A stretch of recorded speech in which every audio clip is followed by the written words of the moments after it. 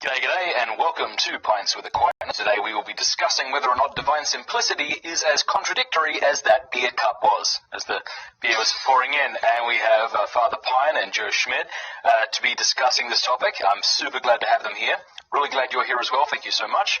If you're new to Pints with Aquinas, please think about, give it a think over about subscribing. Don't have to, just an option for you. You can click subscribe and that bell button, and that way Google will be forced to let you know whenever we put out a new video. All right. Father Pine and Joe, what's up?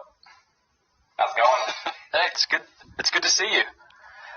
You need to tell us about your shirt. Yes, this is my favorite shirt. One's Modus Ponens, another's Modus Trollens. Nice. It's like perfect. Love it. Now, I know you're not a Catholic, but would you be in favor of different Catholic religious orders adopting something like that on their habit? It would just spruce it up a bit. Yours is a bit boring, Father Pine. It's just white. Yeah, I was thinking about maybe getting like a little patch, something like that. Yeah. My second favorite shirt actually has an existential quantifier on the front, so maybe you can get it. I don't know what that means, but I'm just going to laugh. That's great. People smarter than me will. It's lovely to have you both here. Thank you both for agreeing to do this.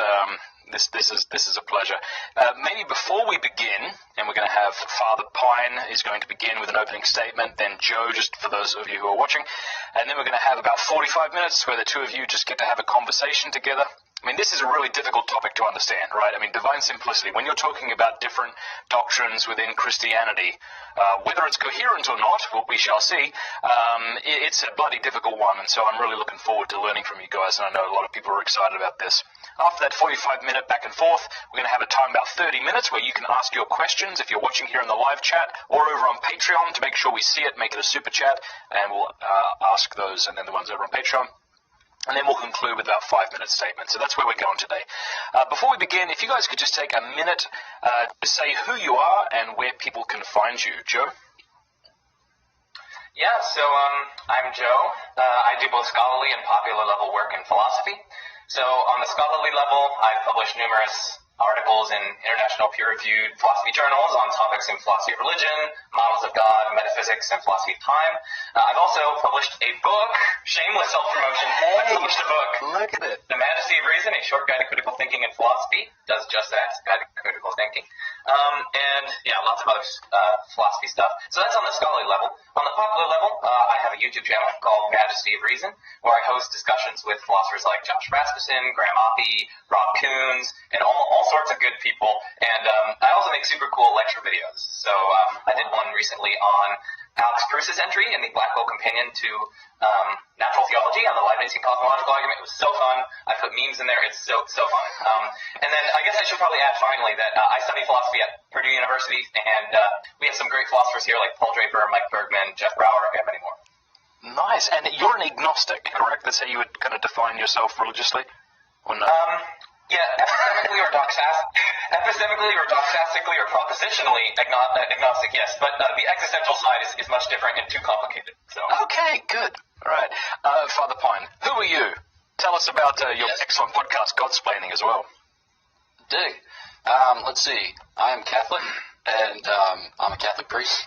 And I'm a student at the University of Freiburg in Switzerland, and which is between Geneva and Zurich, which are on like opposite sides of the country. So I just I named half of the territory of Switzerland, so that's not actually helpful. Let's see. I'm a Dominican friar. I entered the order in 2010. I was ordained in 2016. I'm studying dogmatic theology, specifically Christology and soteriology. Soteriology just means the study of salvation, how it works, how it's applied. And I used to serve as the blah, blah, blah, and thus and such of the Thomistic Institute, and which has a lot of great resources for learning the thought of St. Thomas Aquinas. And then I contribute to a podcast called Godsplaining with 4 other Dominican friars. And those are 30-minute conversations, and they're in a kind of more popular register. So just kind of contemplative insights on things of faith, life, literature, politics. You remind me of Jim from The Office who says, and I'm boring myself even talking about it. But it's not boring. It's really interesting. And speaking of Godsplaining, why don't you begin whenever you're ready, if you are ready, to Godsplain to us about divine simplicity. Whenever you begin, Father, I'm going to click a timer for 18 minutes. You can take as much of that as you like. Was that too abrupt a transition? I'm sorry. No, that's great. Oh, no, that's wonderful. All right, are you, whenever you start, I'll click the start timer. Okay, perfect. So the topic for today is divine simplicity. And to just start with a basic definition of divine simplicity that I think many people would agree to. So just to start with a doctrinal definition. So for Catholics, this is a matter of revealed faith, and it's been pronounced upon at the Fourth Lateran Council, which took place in the 13th century. And then again, it was reaffirmed at Vatican I, which took place in the 19th century. And the teaching is that God is an altogether simple substance or nature. The idea there is that God is not composed of parts. And sometimes philosophers will enumerate neither physical nor metaphysical parts. So parts of whatever sort. And as a result of which, God is simple, uncomplex. So it is at root a negative claim. But as we'll see, it's also content rich, insofar as it follows from other claims that those in this tradition will advance. So broadly, like within a kind of Catholic setting, it's motivated by scriptural revelation. And I know that, philosophers and theologians, contemporary philosophers and theologians have talked about that at greater length. But then it's something that gets picked up in the tradition and is pondered by St. Augustine and then becomes a hot topic in the Middle Ages. And so I'm going to follow the exposition of St. Thomas Aquinas in a particular way. Because as I have self-described in the past, I'm just a Thomistic hack. So let's situate then the doctrine of divine simplicity within St. Thomas's thought more broadly. So you know that the Summa Theologiae is divided into three main parts, the first of which concerns God, creation, angels, man, things like that, divine governance as well. Second part of which concerns the moral life, and it's divided into principles of the moral life and then the virtues. And then the third part treats Christ, the sacraments, and St. Thomas intended to get to the last things, but he laid down his pens before he did. So the doctrine of divine simplicity is covered in the first part. It's covered in the treatise on God. So the first part begins with a short question on methodology. It treats specifically Sacra Doctrina. Sacra Doctrina meaning, holy teaching or sacred doctrine. And people have argued as to what exactly that means, but there seems to be some agreement that it has something to do with theology. Some people would say that it just is theology. So this is a theological setting in the sense that St. Thomas doesn't draw hard and fast distinctions between the practice of philosophy and theology. So he's already introduced revealed principles into the conversation. But what we'll do for the most part is philosophical insofar as you don't really need to grant revealed principles in order to probe the doctrine or in order to unpack it to some extent. So then St. Thomas goes from there to question 2, where he talks about the existence of God. And this for him is a matter of prosecuting an Aristotelian science. So in an Aristotelian science, you have to proceed in an orderly way and prove first that the thing is, before you subsequently go on to describe what it is and then prove whether it is, and then kind of demonstratively that it is such. So in question 2, he's proving that his subject matter exists. So the famous question 2, article 3, is devoted to the 5 ways. And in kind of leading up to that, he wants to show that this is, while evident in itself, it's not necessarily evident to everyone, and so you're going to have to do some work in order to produce the results that you need to bring along with you throughout the rest of the treatise devoted to God, the one God, the triune God. So then he goes on, to prove these things rigorously, as it were. The arguments that he makes are arguments that argue from effect to cause. So he refers to them as argues quia, which is to say argues that, rather than arguments proper quid, is, on account of which, as it were. So it's a type of argument that goes from what is more known to us, as it were, to then what is less known to us, but more knowable in itself.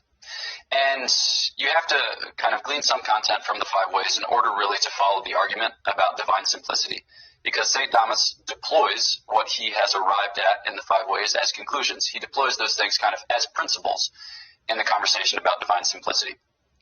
So, just like short rehearsals then of some of the 5 ways as a way get some footing or get some purchase on the things that we're going to deploy in the conversation about simplicity. So, in the first way, which St. Thomas says is the most manifest way because it's the closest to our experience in a certain sense, St. Thomas begins with the observation that there are things in the world that change.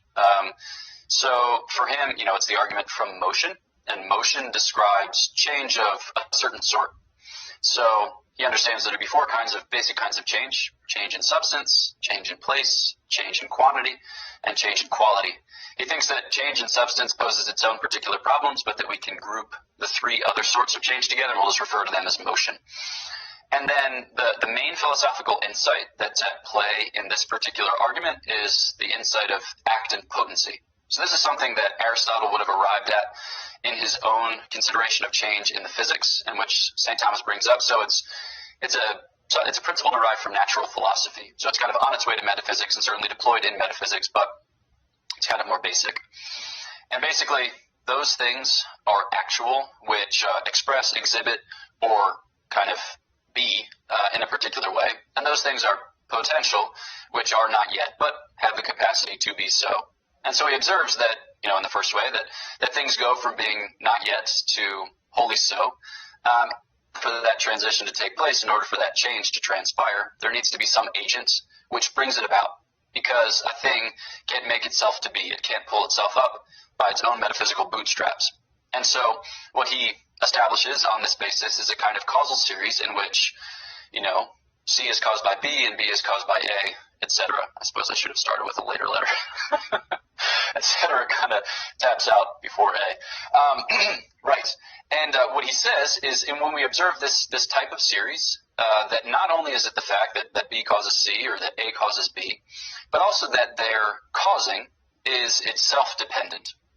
So here he's not talking about like a father begets a son and a son begets a grandson, which he would say is an accidentally subordinated series of causes. He's talking about an essentially subordinated series of causes, or a per se subordinated series of causes. So we're talking more about like links in a chandelier. How is it that the lowest link supports the chandelier? Well, it's borne up, as it were, by the next one, right? Or the next lowest link.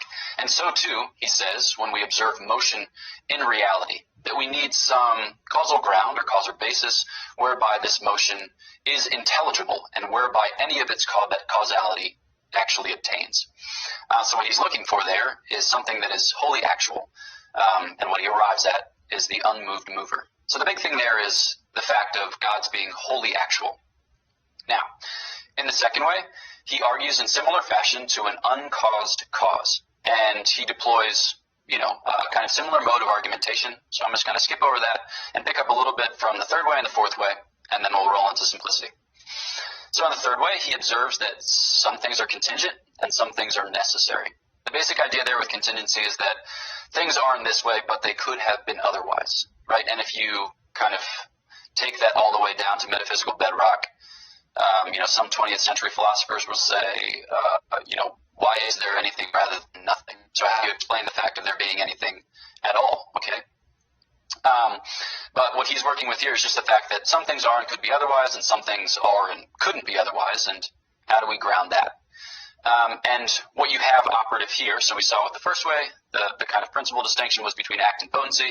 Here, it seems to me, the principal distinction, although it doesn't come up in an explicit sense like it does in other arguments for the existence of God, is the composition of essence and existence. So this distinction between what a thing is and that a thing is. So that they are conceptually distinct, and in reality, as we experience it, or in certainly material reality, it seems to be the case that no one thing gives a sufficient causal explanation for itself. So that a thing is accounted for by some prior explanation or some prior cause. Because we can kind of note or remark differences between, say, like the phoenix and the dodo and the penguin. Okay, so like a phoenix is, we have an idea, a notion of the essence of a phoenix from having read Harry Potter. And yet a phoenix never was and may never be. A dodo, we have some notion of what that is based on, archaeology and the observations of like 19th century natural scientists. But it was and is no longer. And then a penguin, right? Many of us have not been to Antarctica. I suspect that all of us have not been to Antarctica. Right, but we know what a penguin is and that it is. So based on this fact of our being able to distinguish them mentally, epistemologically, right, that's rooted in the fact of our being able to distinguish them metaphysically. That's a little bit fast and loose, but that's the basic shape. So what he argues to there is some source of their isness, who himself subsists in isness, to speak somewhat improperly. So he's looking for something that is not composed of essence and existence, something that just subsists, as it were, in being. So whose very nature it is to be. And that's what he arrives at, basically at the end of the third way. And then the fourth way, which is different, because the first three ways, some authors will group them together and call them cosmological arguments, because they begin with a certain kind of observation about reality, about the cosmos. But some authors will refer to this fourth way as the henological argument, which is taken from a way in which Aristotle refers to equivocation, pros hen, equivocation towards one. But it's like kind of at root, it's a more Platonic form of argument. And basically what we see in reality is gradation. So some things take a particular property, as it were, or a particular divine attribute like wisdom. Some things are less wise, some things are more wise. And he says that in order for this to obtain, there has to be some utmost and highest. And he deploys there a principle that he borrows from Aristotle's metaphysics called maxi metale, where the utmost is actually the causal source of the things that exist in this gradation of being, because it's the ground of their intelligibility. So St. Thomas interprets maxi metale in a kind of wild way. And we won't go into that, because now we're just going to go into divine simplicity. And the point of rehearsing those arguments when, this isn't a debate about the existence of God, it's a debate about simplicity, is because they're just good for argumentative clarification, and because they set us up well to do the type of work that St. Thomas does with simplicity. So in introducing this question 3, which is the next question that comes in the Summa Theologiae, St. Thomas says, all right, we've answered on sit, but now we have to answer quid sit, what God is. He says, problem is, it's really hard to do that with God. Truth be told, you can't do that in a straightforward way. And those of you who are familiar with these different traditions in theology, the apophatic, which is a kind of negative knowledge, and cataphatic, which is a more positive knowledge, will hear hints of that tension. So he says what we're doing here is going to say how God is not, quo modo non sit. So we're going to rule out false conceptions of God so as to kind of circumscribe the mystery. And in questions 3 through 11, that's what he does when he's talking about simplicity, perfection, goodness, immutability, eternity, omnipresence, like unity, things like that, infinity. These are all kind of negative claims, as it were. So simplicity is to remove composition in God. So then what he proceeds to is to describe in eight articles what it means to say that God is simple. And what he sets up is a kind of exhaustive dialectic. So he imagines all the different ways in which it could be said that God is composed, and then he removes each of those ways. And then by the time he gets to Article 7, he says, we've kind of done the bulk of the work, but then I can trot out some further encompassing explanations. And then in Article 8, he says, also God doesn't enter into composition with other things. So then, just a brief word on some of those arguments, and then we'll hand it over. So the first two cover how God is not a body and how God is not composed of matter and form. And here we see how it follows from the conclusions that he's drawn in the first two ways. So it would be contrary to the nature of an unmoved mover to have a body, because a body cannot be a movens non motum. A body cannot be a moving non-moved. So too, it's just not proper to a first being, as it were, to be a body or to be composed of matter and form. So he goes on to subsequently argue that a body is necessarily in potency. At the very least, it's in potency to the division of its parts. So if it's extended, right, then it can be divided.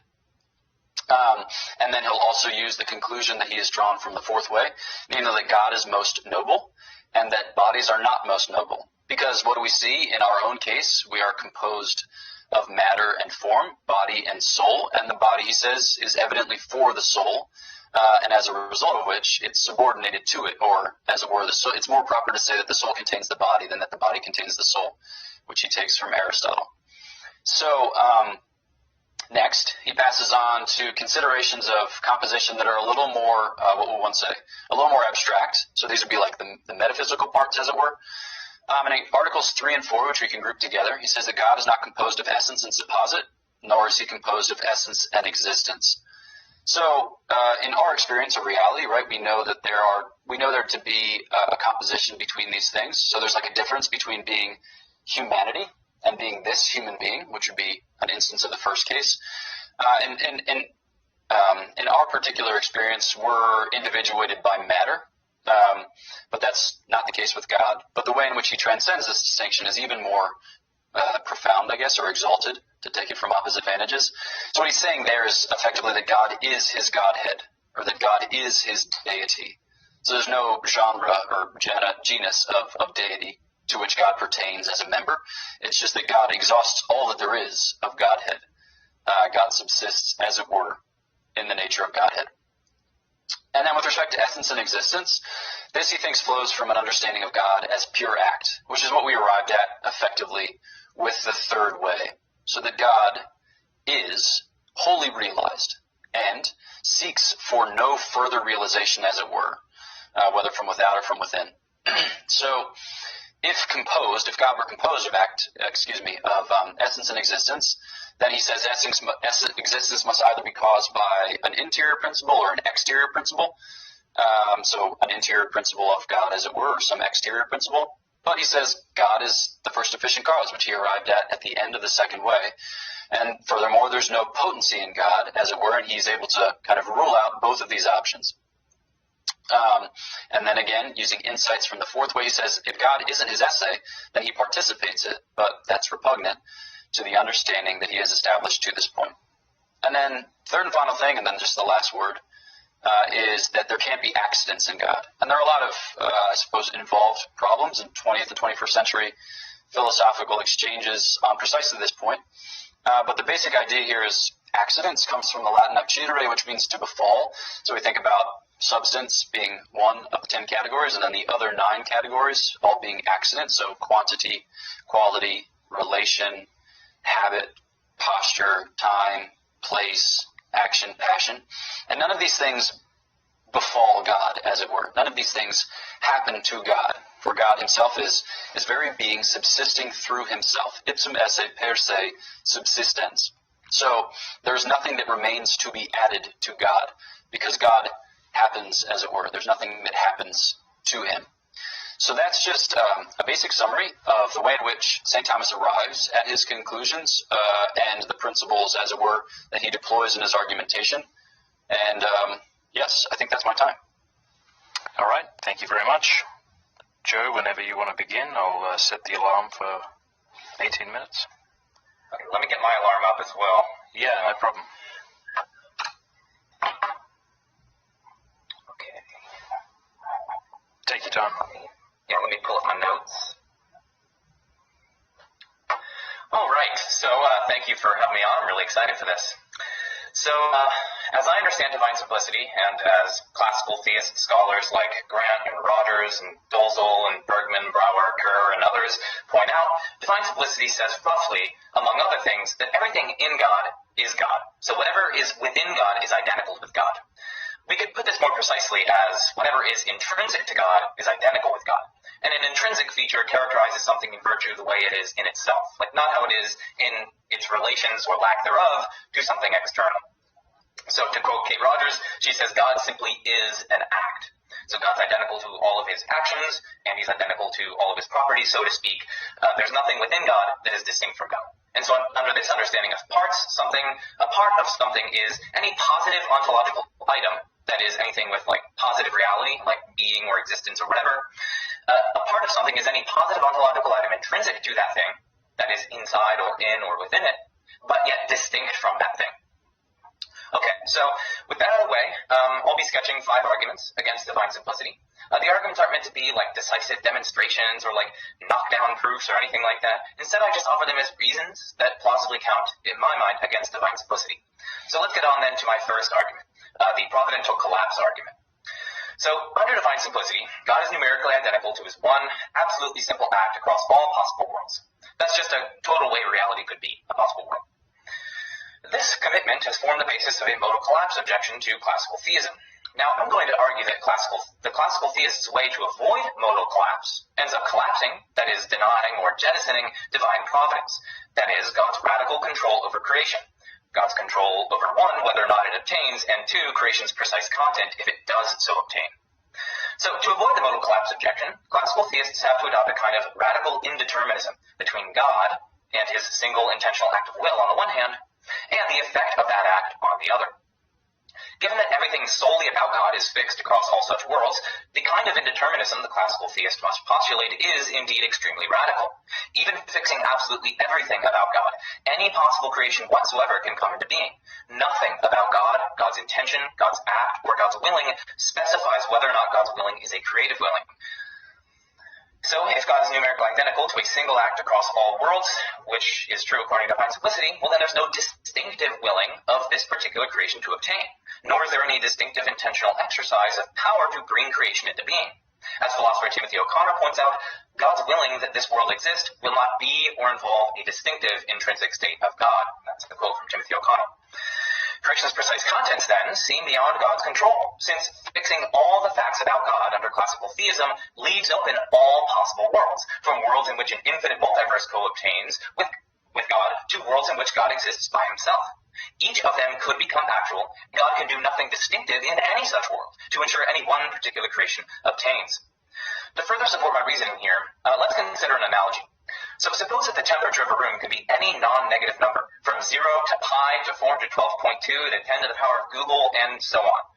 Suppose, moreover, that no matter what facts about you obtain, your actions, your intentions, desires, bodily states, and whatnot, no matter what facts about you obtain, none of these facts specify any particular value or even any subset of values among this infinite array of possible temperatures to be actualized.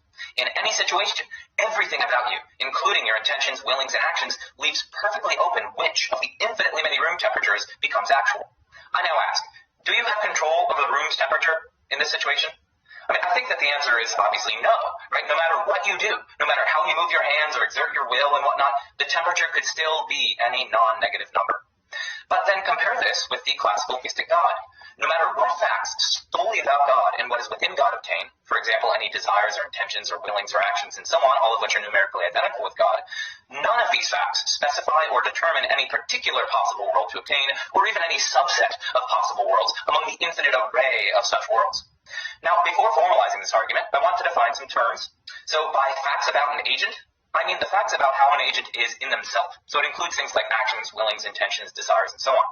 By X is perfectly compatible with Y's obtaining, I mean that X leaves open whether Y obtains.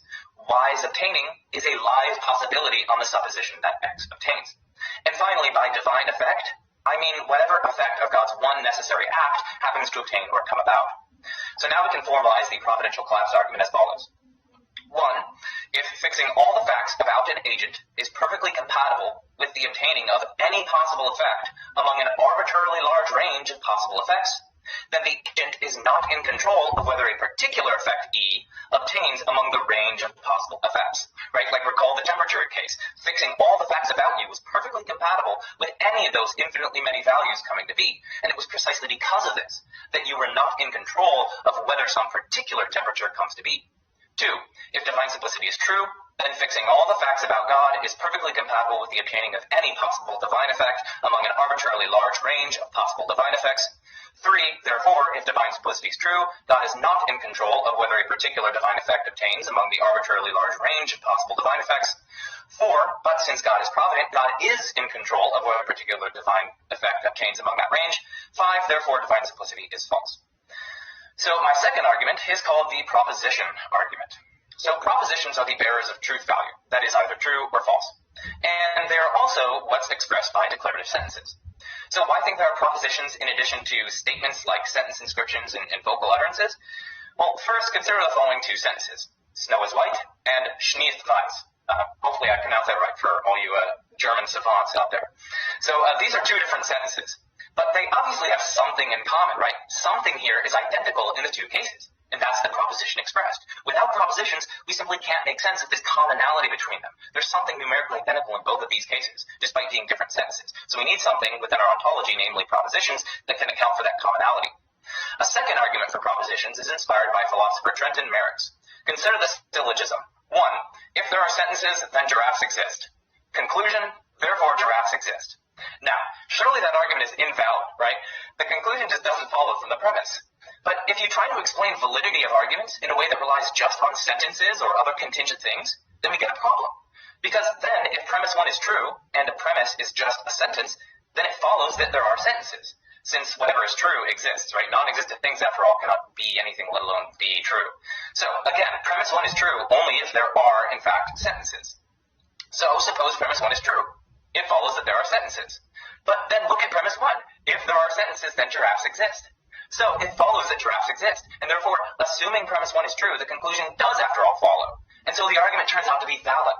And that's just obviously wrong. That's a completely wrong result. And so what follows from that by reductio is that we cannot explain validity in a way that relies just on sentences or other contingent things. So we have to treat the premises and conclusions as propositions that exist necessarily and don't just depend on contingent mental activity and aren't just sentences.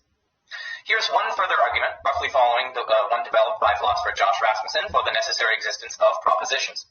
Consider one such proposition. Torturing babies for fun is wrong. So I take it that this proposition is necessarily true, right? It cannot fail to be true. But if this proposition is necessarily true, well then it necessarily exists.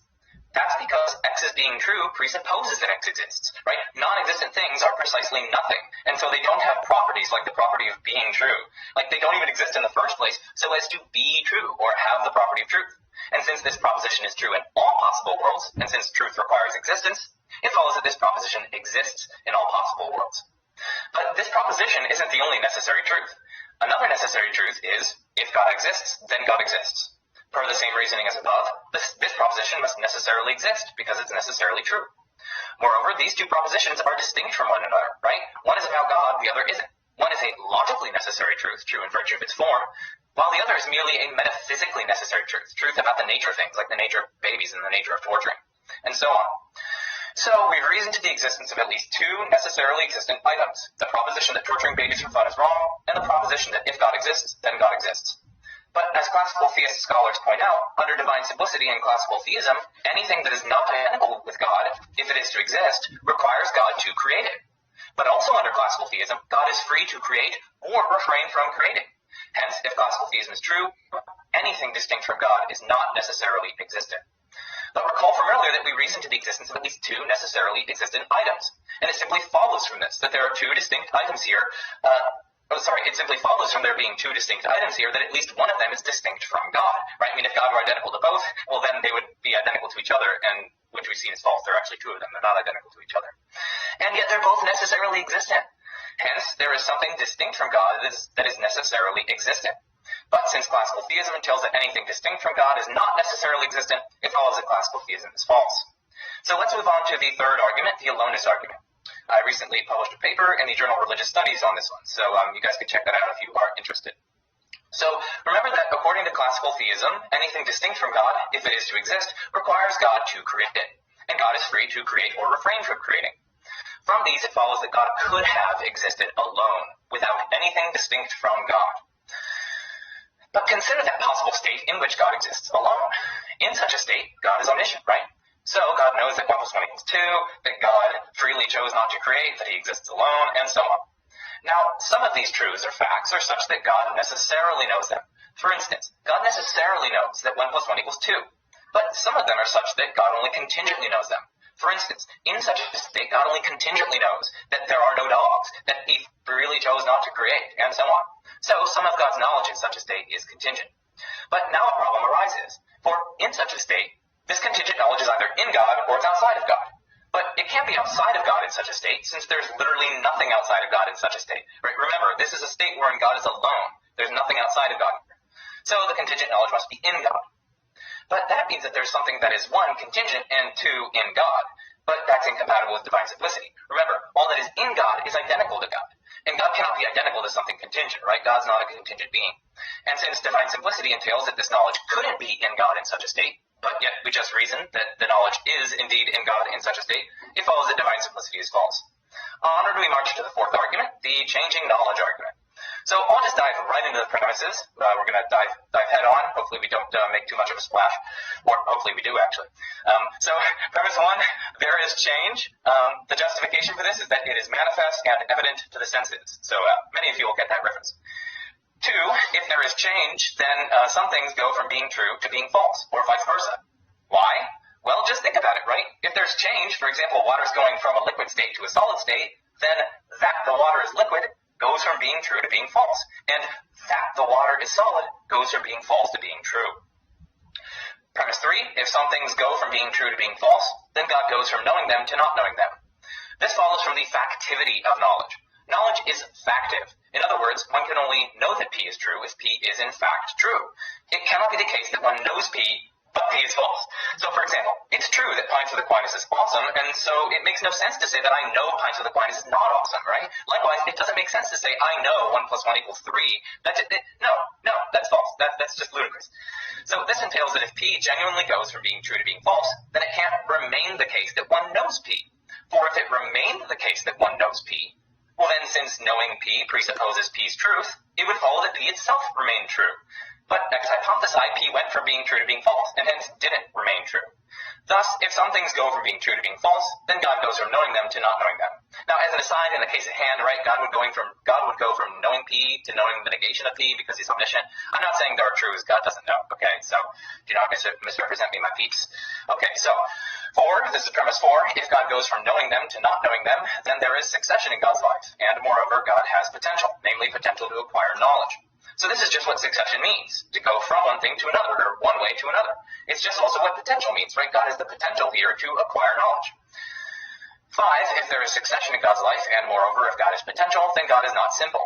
This is because succession implies successive distinct states or stages, and such distinct stages are incompatible with simplicity. Moreover, if God is potential, then he is, at least according to classical theism, a composite of active potency, and therefore not simple. Conclusion 6, so God is not simple. Now, note that nothing I've said here presupposes that God's knowledge is non-causal, or that God's knowledge is passive, or that God's knowledge is causally or otherwise dependent upon creatures. My argument is perfectly compatible with the direction of explanation being from God's knowledge to creatures. My argument is only based on 1, the reality of change, 2, the fact that change entails that some things change truth value, and 3, the factivity of knowledge. And finally, my 5th argument, the explanatory difference argument. So, this argument employs the following explanatory difference principle, or EDP for short, where an explanandum is the thing to be explained, and the explanans is the thing doing the explaining. So, here's what the EDP says. A difference in the explanandum presupposes a difference in explanatorily efficacious factors in the total explanans. So I know that's a bit complicated. We're going to have to get some examples here. So suppose I'm choosing between chocolate and vanilla ice cream. Now, I like to work out and try to keep my weight down, so maybe I should choose chocolate vanilla protein bars. But, I wasn't thinking of that when I wrote the script, so we're going to stick with ice cream, so you're just going to have to deal with it. Suppose I end up choosing chocolate. Why? Why do I choose chocolate? What explains that? Well, the explanation will presumably be something like, 1, I desired chocolate ice cream. 2, the means to fulfill my desire was within my actualizing power. 3, I have some good reasons to eat chocolate ice cream. 4, I don't have stronger countervailing desires, reasons not to eat chocolate ice cream, and so on. These are all the elements or factors or features within the explanans that are explanatorily efficacious with respect to the explanandum. They do the explanatory heavy lifting, as it were, like they are efficacious in explaining the explanandum. They enter into the explanation. So with that illustration out of the way, we can now ask, why believe EDP is true? Why think that differences in explananda presuppose differences in explanantia? That's the plural form of explanans. I had to look that up, so you guys should be proud of me. Here are 5 reasons to think that EDP is true. So first, it just seems intuitive. Suppose you work in the red division of the Play-Doh factory and have only ever seen the machines just pump out red Play-Doh. But one day, blue Play-Doh is pumped out, and so you and your coworkers are freaking out. You're calling the division manager, and you're breaking your nails, and everything is going wrong. So you naturally intuit here that there must have been something different in the explanatory factors that produced the blue Play-Doh. Perhaps the input materials were different, or whatever. You wouldn't think, I guess all the explanatory factors were the same. No, that difference in the explanandum, it calls out for some difference in the explanans, like different input materials. So that's the first reason. It just seems intuitive. The second reason is that our universal experience of different explananda attests to their total explanantia being different. We have strong inductive evidential support for it, that is. Third, abduction. The EDP seems to be the best explanation for why there is such universal experiential support in the first place. Right? It's a simple principle with both explanatory breadth and depth. If EDP were false, why don't we, for instance, experience all around us a kind of chaos wherein wildly different effects or explananda obtain from the same ordinary causes and explanations with which we're familiar? The hypothesis that such wild chaos is simply impossible best explains, I say, why we never see it obtain in actuality. Fourth, explicability. If the total explanations in two cases are utterly and completely qualitatively identical, well then there could be no ground or reason as to why the explananda differ. The difference in the explananda would be an inexplicable brute occurrence, and almost being equal, we should minimize inexplicability and bruteness. Fifth, if EDP is false, it's unclear how we can avoid inductive skepticism. The inductive skeptic claims, for instance, that I don't know that a stone dropped from my waist tomorrow will fall. With EDP in hand, however, we can resist this claim. For the stones failing to fall tomorrow would constitute a difference in the explananda. But in order for such a difference to obtain, there would have to be, per EDP, some difference in the total explanans. And thus, if we're rationally justified in holding that the total explanans obtains and is utterly identical in both cases, well then we're actually rationally justified in holding that the explanandum, namely the stones falling, will actually persist in accordance with the thus far established regularity. But if EDP is false, then it seems genuinely possible, despite having identical explanans, that the explanandum will differ in the unexamined cases. Now, I know I'm at 18 minutes, but I just brought like 30 seconds. Okay, so I submit then that we at least have a reason to accept EDP, but if EDP is true, then divine simplicity is false, because according to divine simplicity, there's no difference in the explanans, namely God, across worlds, that accounts for differences in the explananda, namely creation. By contrast, non-classical theistic models of God can explain cross-world differences in creation in terms of distinct freely willed actions, which are in turn explained by a multiplicity of reasons in divine mental states like desires and plans that factor differentially into the explanans. So I conclude with that. Thank you very much. Thank you very much, Joe. That was excellent. Okay, everybody watching, usually in a standard debate, we'll have opening statements, then we'll have rebuttals, then second rebuttals. And the advantage of doing a debate like that, of course, is that it gives each debater time to respond to the arguments that were made in the opening statement. We've decided not to do that today. Instead, we wanted to have more of a discussion. And so I know both Father Pine and Joe brought up arguments in their opening statements. I'm not sure in this sort of format if we're going to be able to get to every one, but that's up to you guys. We're going to take 45 minutes for you both to chat back and forth. I was saying we had Matt Dillahunty on the other day, and I actually really enjoyed him myself, but it got intense at certain times. I know it probably won't be like that for y'all. It'll be a lovely chat, and after that we'll take some Q&A. All right, so I'm going to let you guys go for it, because you're both, as they say in Australia, old enough and ugly enough to figure this out on your own. Go for it. I'll let you start.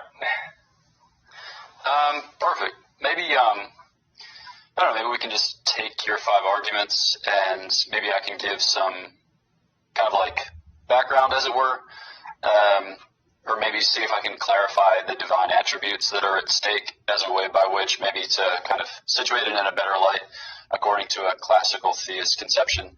And then we can just chat back and forth and we can try to get to them. Because I think that like a lot of the stuff that I advanced it's just stage setting, so they're not I didn't rehearse arguments with the same rigor that you did, so maybe we just stick with yours.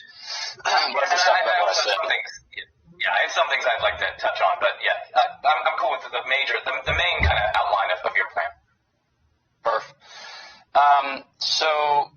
I guess maybe just some backgrounding. So pertinent thoughts that might help better situate in a classical theist way all of your arguments would be so just following St. Thomas's exposition after he goes through questions 3 through 11, stating some of these divine attributes. He then takes, this like deep breath, and he talks about how we can know and name God.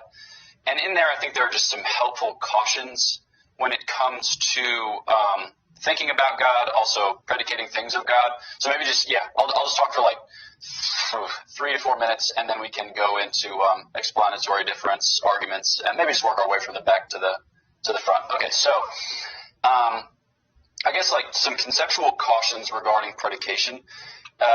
So predication is based on knowledge, and then we have to confront the fact of divine transcendence. So St. Thomas Right. He doesn't just say that everything collapsed into a kind of contentless apatheticism, but he does acknowledge a big ontological gap between us and God, which certainly problematizes quantitative knowledge of God. And I think that what he's basing this off is the idea of there being a kind of inadequacy of the effect with respect to the cause. So, on a kind of Augustinian or Thomistic understanding of the divine ideas, created things are limited or imperfect, understood in a certain way, participations in the divine life or in the divine being.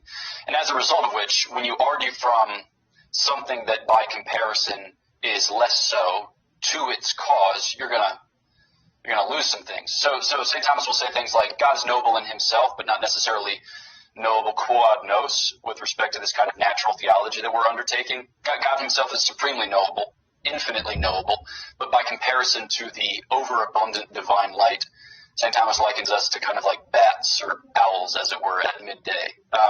Like our faculties are not sufficient to kind of draw it all in and make complete sense of it. So I think that certainly, I know the classical theists have been accused of kind of getting mysterious when things get tough. So I just want to say that at the outset, not as a way by which to say, and now from this point on, I will think and argue irresponsibly. But just to say that there are certain things which make this conversation difficult. I mean, theological parenthesis. I think this is one of the beautiful things about the dispensation of the Incarnation, which is referred to in the Greek. Well, it's referred to in the tradition often as a kind of condescension, right? That God limits himself so as to be more readily assimilated or taken in. And one of those images with respect to the scriptures is that God abbreviates the word, which I don't know. I just find that really beautiful. Okay, so what then of our predication? I think that with a couple of these arguments, I think that we need to do a kind of conceptual therapy when it comes to the thing signified and then the mode of signifying. So in the way that we make arguments, we're going to come across the fact of our having encountered these things in imperfect instantiations, and then just doing our best not to import that imperfection into our predications of God. There's also the problem, too, of concretion and abstraction. We make distinctions between man and humanity, whereas those types of distinctions don't really obtain when we're talking about a God who is his divinity. And even with our speech, we have problems of composition. So when we talk about it in propositional terms, you've got subject, verb, or copula, and then you got your complement or predicate. And so we're in the custom of when we attribute things, we think of it in these compository terms, or such as the nature of a discursive oratio sonative intellect. Whereas we want to, remove that from God, remove anything that smacks of time-boundedness or discursion or things of that sort.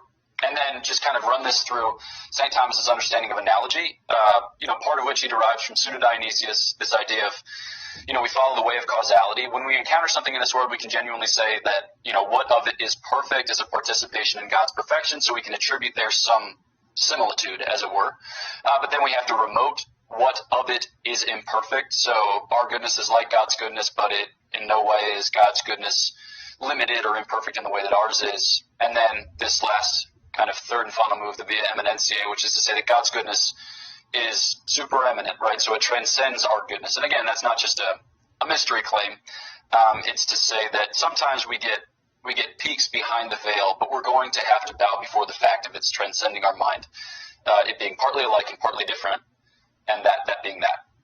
So those are just some clarifications. I hope that I stayed to my stated time. But then with respect to the arguments themselves, maybe you just, I've talked, so maybe you just choose arguments that you think would best benefit from interrogation. Okay, so let's see. Okay, I've got 5 fingers, so let's do number. I don't even remember which one was the third one. So let me go over and click. That one might have been. There it is. I have it as aloneness. Okay, yeah. Let's go with that one. So I'll turn it over to you. What do you think about that? Yeah, no, I think I read your paper, so thanks for writing it, and thanks for the thought that it provoked. Certainly, insofar as it advances the discussion, it's a service. So I guess I have certain hesitations, or there are certain things about it that make me nervous or make me worry. So yeah, a couple of points. I'll just cruise through them, and then you just tear them to pieces. So I think that just in general, it has a somewhat anthropomorphic character in that it seems at times to talk about God, to describe God as if he were time bound. And so I think that you can kind of advance a helpful eternity clarification to that point. So sometimes when people describe eternity, they describe what St. Thomas would understand more properly as sempiternity, endless duration in either direction. Whereas St. Thomas, with respect to eternity, is more indebted to this idea proposed by Boethius, St. Severinus Boethius, what's up, who says that eternity is the whole and simultaneous possession of endless life.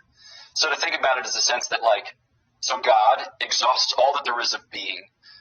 Another way by which to say is that God, holds all together of being in one simultaneous embrace of his own subsisting being or his own subsisting essence. And in that, all things are present to him. Right? All things are present to him in this one hic et nunc. So time, right? So the stuff. Aristotle will argue that time is a measure of motion. So I mapped out those different kinds of motion with respect to quantity, quality, and place. And so whenever you have change, you have some measure whereby that change is registered, and that being time. So God's eternity follows from his immutability. So on account of the fact that he doesn't change, he is eternal. So we possess our lives from moment to moment, as it were, and the past slips away from us, and the future has not yet come into our possession, whereas God possesses it all in one whole and simultaneous embrace. And I think that that's just good stage setting as a background for the argument. And then with respect to aloneness, I think here a helpful clarification is brought forward by Father Robert Sokolowski in his book, The God of Faith and Reason, where he talks about the Christian distinction, which is it's short. It's a short book, and it's beautifully written. And he talks about how God plus creation is not greater than God. And on a certain conception, that sounds like pantheist or panentheist. But what he's saying there is that because God is ipsum esse per se subsistens, everything else kind of only has esse, as it were, by participated fashion. So God doesn't exist with creatures in the way in which some of the alone characterizations seem to portray. And with that, comes this kind of clarification about creation, namely that creation isn't so much like a beginning of time, as it were, but creation as a relation of dependence. Specifically a mixed relation. So creatures are related to God, but God is not related to creatures in St. Thomas's understanding. And he makes that point really excellently with respect to the incarnation, because, creation gets wild when you start talking about the hypostatic union, and how is one, describe a divine person assuming a human nature and not changing as a result. It's like, okay, let's go. So St. Thomas, in driving home this point, he'll say things like, we can't prove philosophically that creation has a beginning, but this idea of a relation of dependence still obtains regardless of whether or not, because it's about this fact of participated esse. So there's a lot of, we can only ever designate God from our vantage, but when we do so, we need to be cognizant of the fact that we're importing some of the mixedness of the relation and attributing it back to God. So those would be backdropping, and then I think for me the central claim in reading your paper, it's with the fifth proposition of your argument that I would advance a claim against. So specifically with respect to this idea about knowledge, insofar as God, and you know all these things, and you advance it in one of your arguments that God doesn't know things from things, and the directionality of truth vis-a-vis God is from God to the things. So I think that with respect to this particular knowledge claim, God doesn't abstract intelligible species from things. So he knows himself, and he knows his power, and he knows everything that can possibly be subject to his power, and that he can have unchanging knowledge of changeable things, or, God can know contingent things necessarily. So with respect to that, God being alone, and then there being some contingent thing which would have to be posited as an intrinsic accident of God, I don't think that so God's knowledge of contingent things doesn't entail any contingency as God in God is the claim that I would make, said contra, because of the peculiar nature of God's knowledge. And then with that, St. Thomas characterizes God's will by saying that God wills necessary things necessarily, but he wills contingent things to transpire contingently. And he thinks that that's entailed by the kind of causal potency, as it were. I am going to stop there. Okay, yeah, no, sounds good. So there were the four initial, so I'm going to mark off the points. I had 6 points that I will address. 4 initial ones that were kind of stage setting, and then the 2 which were somewhat more critical of one particular step in the argument. So with regard to the first point about time-boundedness and a clarification on eternity and all things being present to him. So I'm not quite sure I see how this would track with the aloneness argument in particular. I mean, if anything, we talk more about world-boundedness and not time-boundedness, God's being within worlds. Now, I have had some people pose reservations to me about talking about, modal world semantics and mixing that with, classical theism and whatnot. But we were pretty explicit. We tried to circumvent that worry in one of our footnotes where we talked about how, listen, we don't need to quantify over possible worlds. We can solely talk in terms of possibility and necessity operators, which that's how we articulated our argument, the syllogistic form of the argument. So if you look at the syllogistic form of the argument, of course, there's no talk of possible worlds or anything. We don't need to assume some kind of possible worlds ontology or whatnot. As we use it in the paper, it's a useful heuristic. So I think that's what I'd say in response to the first one. I don't really see it as being time-bound, but instead as being world-bound. And secondly, I see that as any detraction from the argument's force or what have you, because we're using it as a useful heuristic, and all talks of possible worlds can be translated into Thomist-friendly terms, say. So that's the first thing that I would say in response to that. Now let's move on to the second point, where you mentioned Sokolowski, and God in creation is not greater than God, and there's a sense in which God doesn't exist with creatures. So I also had someone raise this point to me, and I don't think that the argument assumes that God in some sense exists with creatures, or that God plus creation is greater than God. So when we say God exists with creatures and without creatures, all we mean is not that there is some real relation that God stands in, like this relation of existing alongside creatures or something like that. We just mean the following conjunction. God exists, and there does not exist an X such that X is distinct from God. So that's all that we mean. That doesn't assume that there are any real relations with God. It doesn't assume that God plus creation is greater than God being alone, and so on. So our use of with creatures does not impute anything that the classical theist would reject or the Thomists would reject from the get-go. So I think I don't see any detraction from the argument on that score. And then finally, for the preliminaries, creation as a mixed relation, I kind of addressed that there. I don't really see it as I don't see anything in the argument as faltering on that, because, again, we're not assuming when we say God exists in some worlds with creatures and in other worlds not with creatures. We're not saying that God bears some relation to creatures in one world and not in others. We just mean in some worlds there are creatures, and in others there aren't. And in those that there aren't, we can call that an alone world, which is such that God doesn't exist with the creatures. And by that, again, we just mean that conjunction. So we can eliminate any intimation of imputing relations to God that he bears to creatures. So I think I have addressed those 4 initial points, and now I'll move on to the next 2 points. So the first point that you made was God knows his power perfectly, and in so doing, he knows that to which his power extends. So we did talk about this in the paper, and I think there are 2 things I'd want to say in response.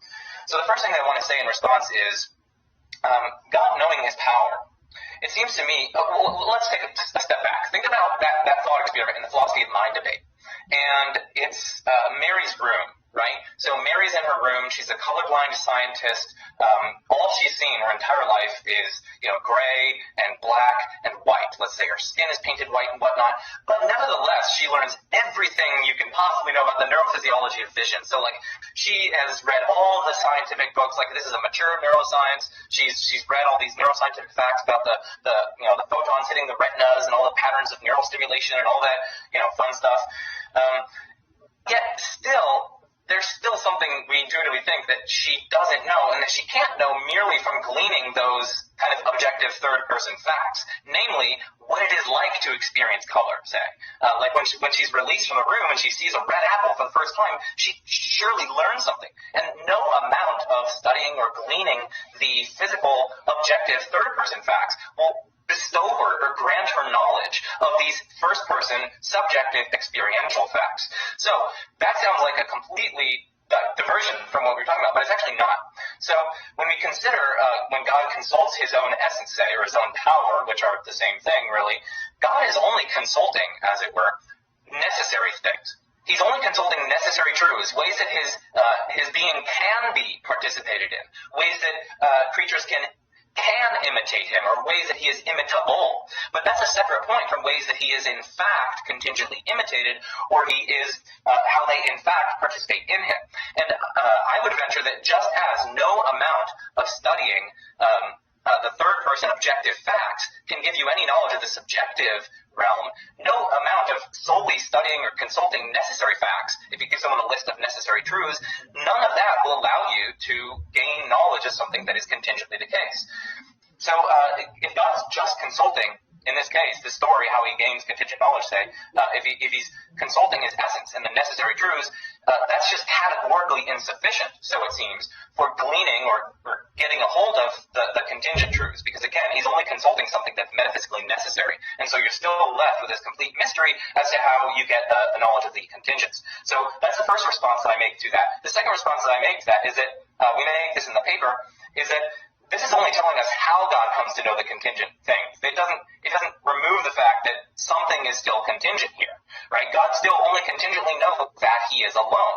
In worlds in which God exists with us, God doesn't know that because he isn't alone, and knowledge is factive.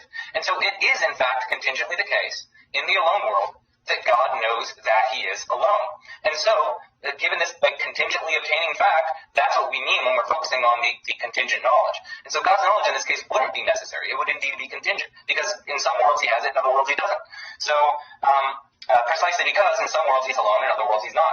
So I think that those two responses, in my mind, sufficiently reply that point. And then that also goes to the point where you said God's knowledge of contingents doesn't entail contingency in God. I think that kind of goes against the factivity of knowledge, right? So that's the second rejoinder that I was just making, that knowledge is factive in the sense that one can only know P if P is indeed true, but if P is contingently true, it's such that it's true in some worlds and false in others. Well, God can't know that in every world because it's literally false in some worlds. And so in that case, God's knowledge of P would indeed be contingent. So it seems. So that's what I'd say on behalf of the aloneness argument there. Proposal. Maybe I could just have like 2 minutes on this, and then if you want to launch an argument against something that I said, and then I can respond, and then you can kind of wrap that up. We can do ABA, BAB. Yeah, so you can have the last word on this. I'm perfectly cool with that. And then we can move on to my criticizing one of your things. So I'm cool with that. Perfect. All right. So I guess just to take your points in order, I think that eternity matters more when it's seen in a causal setting. So, in the sense that whenever you introduce considerations of contingency, you're introducing considerations of change, because that's like the language of the third way is, with respect to contingent things, there would be a time at which none were. And people hear that and they're like, wait, what does that mean? He's just talking about in the sense that they could not have been, as a result of which we need an explanation as to why they are. And then when you talk about change, you're talking about motion and you're talking about time. And I think that eternity gives us a way by which to describe how God embraces that time in such a way as to, hold it all together in himself and to pre-contain it in its causal source in such a way that for God there are no surprises, in the sense that, all of those things, as it were, all of those times, all of the situatedness of those things and times is present to God in one eternal now, because he's their causal source. And as their causal source, who gives to them being and agency and the concurrences of being and agency, he holds all those things together in himself and is present to them most intimately. So I think that as a result of which I think that matters. And so it's for that reason that you can advance arguments to the effect of like change in creatures does not necessarily, it doesn't entail change in God. Insofar as like a playwright, could write a play, and in that play, it might be one of my favorite, 10th grade vocab words. It might be Bildungsroman. It might project the maturation of its protagonist, and the playwright has foreseen that there will be change in the actor, but he's kind of giving being, as it were, to the entire dispensation of that play. He's animating it, and as it's realized, it is, as it were, all present to him. Like, he's not surprised by it, but there is still a real place for the causal agency of those actors who find themselves situated in it. Obviously, all analogies limp, and it has to be purified of imperfection, but I think that gives some indication as to why. And then with respect to the Mary in her room, I love philosophy of mind thought experiments, by the way, are such a wild genre. They're like, okay, let's take something that is abundantly obvious to our intuitions. You're wearing one pink sock and a yellow glove. You're on Mars, and evidently we're underwater. It's like, oh my gosh, you guys are crazy. So Mary's in her room. She's a colorblind scientist. She knows what it's like, by her intellectual knowing, as it were, but she doesn't yet know by experience. So I think that with respect to, like the application of this type of characterization to God, what we're talking about here more in St. Thomas's understanding is the logic or the argumentation of the fourth way, which for him is a matter of primacy and perfection. So the way that he runs Maxime Tale, it's like, okay, you've got things that are this good and things that are that good and things that are so much more good, but their very intelligibility is pre-contained in God as the principle of primacy and perfection, as their causal source from which they derive their being and their intelligibility, insofar as the two are just convertible. So I think with respect to contingency, God isn't surprised by contingency, because contingency is just a pale shadow of necessity, right? So it's a form of being that is kind of weaker, as it were, less expressed, less pronounced. And that's to come at it from like a kind of top-down metaphysical way, than coming at it from a more propositional or logical way. So I think that would be a response ad mentem divitome. I guess, and then with respect to the last thing, the last distinct thing as I registered it, so when you say that this is just a matter of telling how God comes to know contingent things, and then, like that it doesn't lean too terribly much on the fact of aloneness. I agree insofar as I don't think that it leans too terribly much on the fact of aloneness, and you set it up as an exhaustive dialectic so as to show, like, regardless of how you cut it, you're going to end up having problems. But again, I think it's just this idea with respect to, like, God's knowing of contingency. It eventually is rooted back in the consideration of, like, how does God's knowledge work? So we talk about, knowledge is, like the registering of a truth, as it were, or it's the kind of cognition of a thing in an intellectual mode. So truth being the adequation of thing and intellect. In our case, right, we abstract species from the things, we encounter them, and as a result of which we would describe our knowledge as a learning of a sort, or maybe as a doctrine if we're taught. But with respect to God, the order of intellect and thing is reversed. So God's knowledge being a causally potent knowledge, and it's not that God learns from reality, but that he imparts to reality whatever form of being it exhibits, whether that be necessary or contingent. And St. Thomas even affords for the idea that there could be necessary things that have a kind of participated necessity. So for him, it's not so much to be distinguished between contingency and necessity as it is to be distinguished between participated and unparticipated being. I will stop talking. Yeah, no, that's fine. Okay, so with regard to what you said, I take it that one dialectical avenue I can approach in responding to that I can take in responding to the arguments that you gave is to show how they don't distinctively support divine simplicity as opposed to other models of God on which divine simplicity is false. So I'll just call such other models of God non-classical theisms. They can affirm timelessness, they can affirm other sorts of things, they might affirm divine temporality. We're just going to set those aside. All I'm going to say is these views see God as the ultimate foundation of reality, who creates and sustains things apart from himself.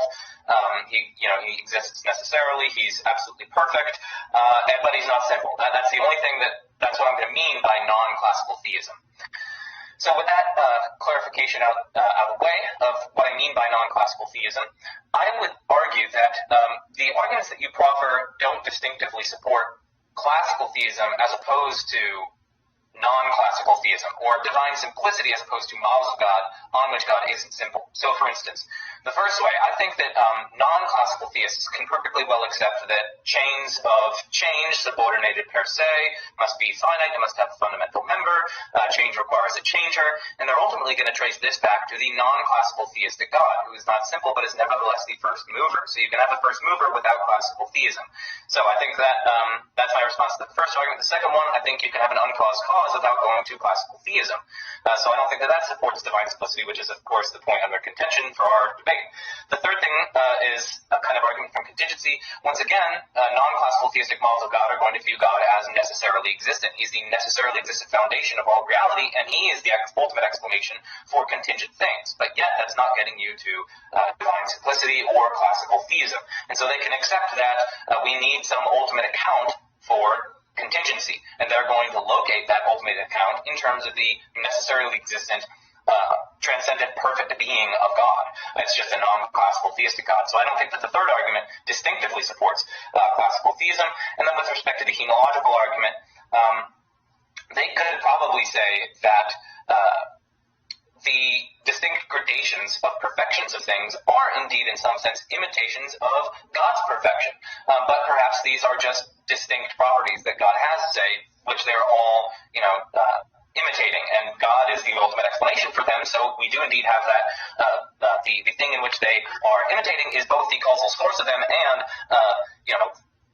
that he is what they imitate. So I think that non-classical theistic models of God, once again, can subvert this argument for classical theism in particular. And then one final thing that I'll say is, this is where you would probably push back and respond. It's like, this God, this non-classical theistic God's essence would be distinct from its existence. And so there must either be an internal causal principle from which it proceeds, the existence that is, or there must be an exterior principle or cause from which it proceeds or from which it comes that explains it.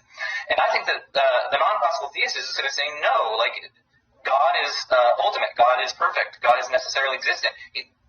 You don't have to have some kind of extrinsic source or cause merely from the fact that his essence is numerically distinct from his existence or what have you. They would reject that claim and say it's a false dichotomy. They would say, yeah, okay, if something's essence is distinct from its existence, then either the existence is caused from an interior principle, an exterior principle, or it's uncaused. And they're gonna look at their ontology and say, what do we have that could serve that role as the uncaused thing? It's the necessarily existent foundation of reality that is a perfect being that causes all other contingent things. So their essence and existence are contingently combined. They are contingent composites. And it's that contingency of the composition of essence and existence that requires explanation. When you have this necessary foundation of reality, which is a perfect being, the essence and existence aren't contingently linked. It's not as though they happen to obtain. They're necessarily existent, necessarily combined, as it were. And so I think that non-classical theists can avoid every single one of these arguments such that none of them distinctively support classical theism. So that's my main response. Nice. Okay. So this is a suggestion for going forward. You propose these all suppositionally on account of the fact that you are not a non-classical theist. But I suspect that you have more or less sympathy with them. You probably think like, yeah, some of these arguments are cool, some of these arguments stink, but, you're proposing them in a way so as to be dialectically responsible and just give ... for each one. Would you mind picking one or two that you think are good arguments? So, just spell it out a little bit more, because what you supplied are good for heuristic purposes, but I might just end up restating what I had already said, and you'll be like, yeah, blather. So you maybe just pick one or two that you think is a good, an argument with which you sympathize in a more than suppositional way, and then I can respond to that. I'll pick one that I find the most fun to think about. So that's the first way. So the argument from change, right? So roughly there is change. Change is the actualization of potential. There are chains of changes that are subordinated per se. Chains that are subordinated per se cannot regress infinitely. I know I pointed that way. I should probably point downward because it's a chain of fundamentality. So, and they cannot regress infinitely. Therefore, there is at least one unmoved mover, unchanged changer. So what the non-classical theist is going to say is, there's a non sequitur here from unmoved mover to unmovable in all respect whatsoever mover. So they're going to say, no, this doesn't get you a wholly or purely actual being.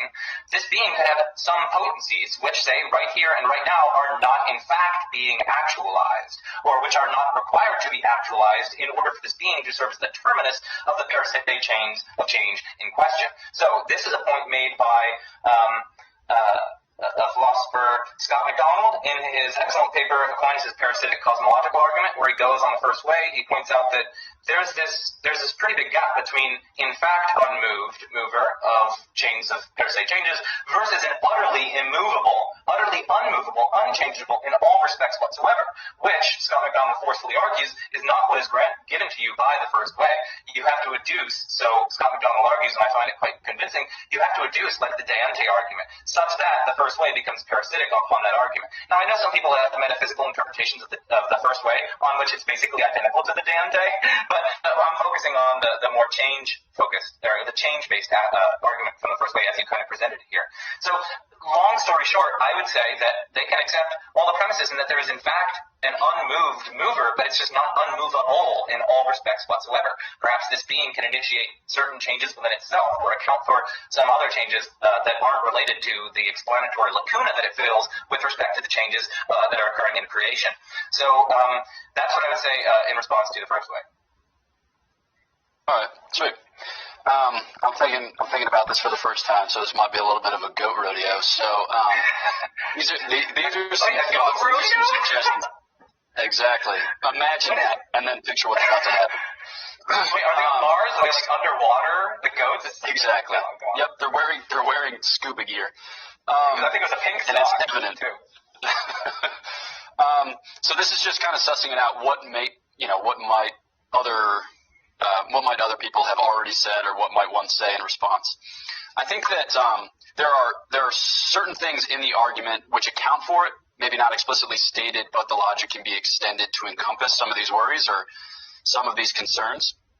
So St. Thomas obviously he's heavily relying on the argument as it's advanced in Physics 7 and Physics 8, and he takes issue with some of the moves that Aristotle makes, like the famous one about it's necessarily, creation is, well, Aristotle wouldn't say creation. The world is eternal because every now is a meeting of past and future. He's like, whoa, Chief just questioned that.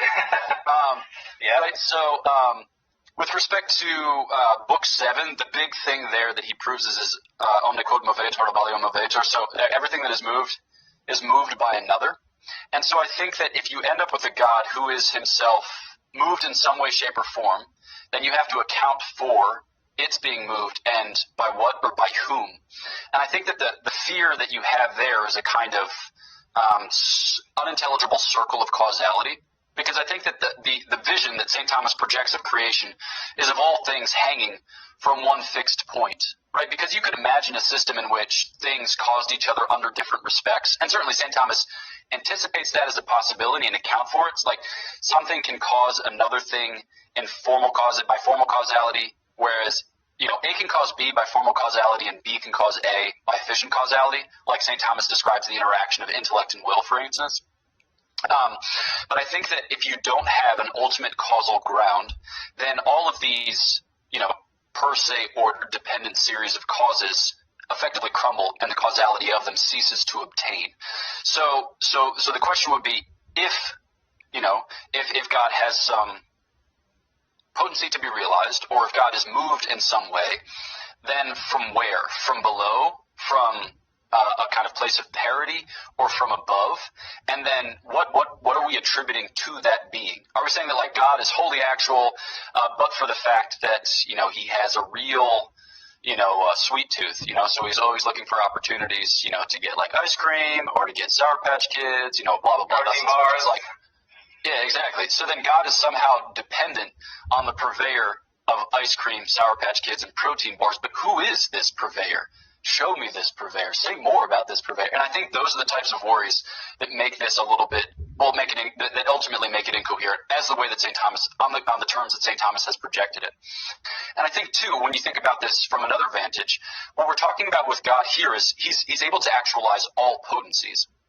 So a thing can't both be in potency and cause potency in the same in the same way or under the same respect, which means that God has to be actual with respect to all potencies to be actualized or to be realized if he is going to serve as the ultimate causal ground whereby those changes take place, or whereby the series of causes that effectuate those changes are intelligible and obtained.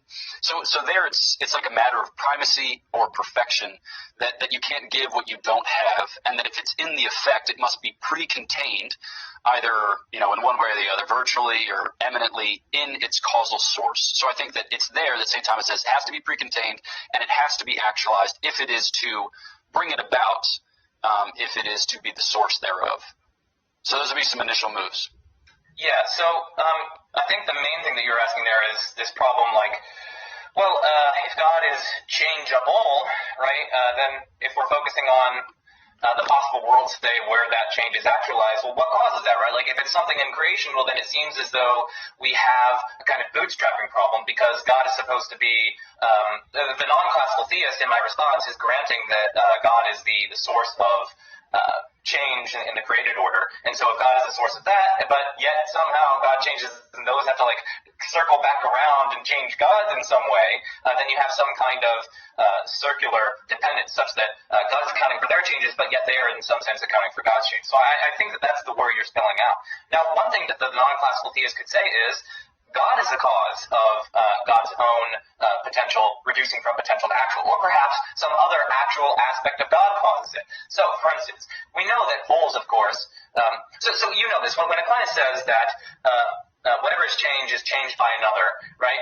Ed Feser, for instance, is super adamant that, like, Aquinas does not mean that there's this entire separate being in every single case, which is such that when something moves, there's this other being that moves that. Like, no, because that would be absurd. Like, we know that there are certain internal causes and whatnot, such that one part of me or one aspect of me can actualize that other aspect of me. And that's still being moved by another, because the potential is numerically distinct from the actual thing which is causing that reduction of potency to act. And so you maintain that principle, but you don't have to adduce some kind of entirely separate being which is causing that. So in that case, sometimes the actual aspects of a thing can actualize or account for or explain the other potential aspects of a thing which reduce from potency to act. And so in the case of God, it doesn't make God dependent on creation in any way, shape, or form, because either God as a whole supposit or whole substance could be the actualizing cause of those certain changes within God, or some other actual aspect of God could be. So for instance, perhaps God has certain reasons and desires, which are divine psychological states across different possible worlds, and in some of those give rise to different actions of God's. And so in this case, we have an explanatory relation, but it's within God, right? Certain more fundamental aspects of God are explaining less fundamental aspects that are, the changes that are occurring. And my point here is just that we no longer have this circularity worry of God's explaining creation. Creation is somehow going back to explain God or what have you. We preserve the principle that every change requires a cause that's distinct from it. We don't have divine simplicity. We don't have classical theism. I really think that the non-classical theist has ample resources to avoid the purely actual God conclusion that I think is not supported by the first way. So I know we're at 38 minutes, or it's actually 39 now. Maybe we could just touch on one more argument of mine, and then, we could just do pretty short, and then we can hear what you say, Father Pine, in response to that, maybe? Your thoughts, Matt? Oh, well, we do have about 5 minutes. What I thought would have been cool, or maybe might be cool now, is if you might maybe ask questions of each other to perhaps better try and understand where each one's coming from. Somebody just said in the chat, and this was just hilarious, they said, "Why do I feel like I'm watching religious mathematics?" And, we can take as long as we want before we go to questions, but I thought it might be cool if... I don't know, is there questions you guys want to ask of each other and try to kind of get to the heart of what the other's arguing or not arguing? Or I know we didn't necessarily plan for that, so I don't want to put anybody on the spot. No, that's cool. Okay, 30 seconds. 30 seconds. Father Pine, who's your favorite saint and why? Nice. You're going to be blown away by this. My favorite saint is the Blessed Mother. St. Thomas has this beautiful description when he talks about the irradiation of holiness He says, like, picture you build a great bonfire and, you invite all your friends. That thing's going to radiate heat, but the closer you are to that heat, the more that you're going to soak it up, the hotter you'll end up. And when he describes the grace of divine maternity, according to the Blessed Virgin Mary, he says there's just no closer way, to the incarnation. As a result of which she is toasty. She is just living close to that bonfire, as Garth Brooks once sang in different words. Yeah. I have a question for you to follow on. Okay. So I've noticed that you have, like, formally, you're very capable at argumentation. But my question is, what do you think? Because I know that you're good at the formal art of sussing out arguments and advancing them for the purpose of dialectical rigor. But I sometimes wonder, like, what epistemologically, and you can, it's your prerogative to bracket it. But epistemologically, I suspect that you think some of these are better arguments, and I think that you think that some of them are more or less veridical. So you bracketed the question at the outset, but I'd be interested in just a couple minutes on, like, what do you think? About what? Which aspect? Like some of the arguments, or okay? So, I find non-classical theistic models of God more plausible to my mind than classical theism. To be sure, I have abundant respect for classical theism. I think its intellectual tradition is wonderful. I really enjoy reading classical theistic scholars and whatnot. I think it's super duper fun, and it's been really rewarding studying it pretty in depth. But I myself would be more attracted to, if I were, doxastically speaking, if I were a theist, I'd probably take a view where either maybe somewhat similar to, it kind of depends on the philosophy of time. So if eternalism is true, I would want a timeless God, more like Brian Leftow's view. But if presentism is true, I would probably go with some kind of like divine temporality view along the lines of Ryan Mullins or others. But anyway, what do I think about some of the arguments? I think that I don't quite understand the fourth way.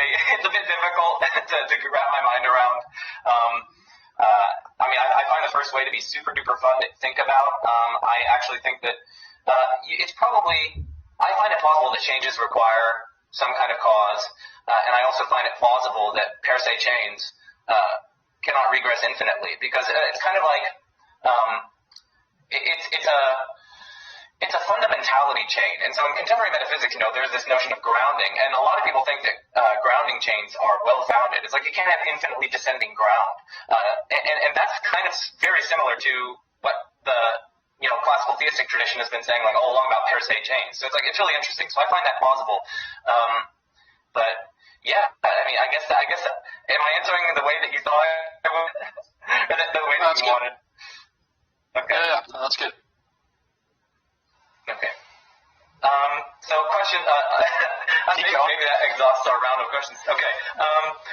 Well, I guess I'll ask a question about one of my arguments. So let's focus on the changing knowledge argument. So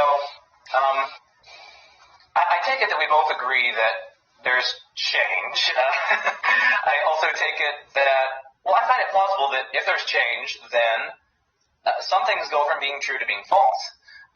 If the water goes from being frozen to not being frozen, well then that the water is frozen goes from being true to being false. But how do you try to avoid God's knowledge in that case changing? Because it really does seem really plausible to my mind that knowledge is factive, in the sense that one cannot know a falsehood. And so if the truths themselves change, well then the knowledge itself cannot remain unchanged, because knowledge has to track truth. Knowledge is factive. If the truths themselves change, the knowledge itself has to change.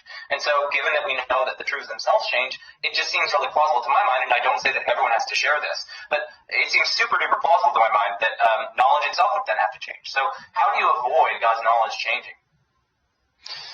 Yeah, I think the standard way by which to defend this claim is to drive a hard bargain on the divine ideas, which is to say that God is his existence. He is his intellect. He is his active intellection. He is the object of his intellection. So God knows the divine essence, and he knows all things in knowing the divine essence. And so I used the example earlier of a playwright, and maybe, like say like that playwright is at the premiere of his play. Let's say that they're staging at the Kennedy Center in Washington, D.C. And one of his friends, he's got one of those folks sitting next to him who's chatty.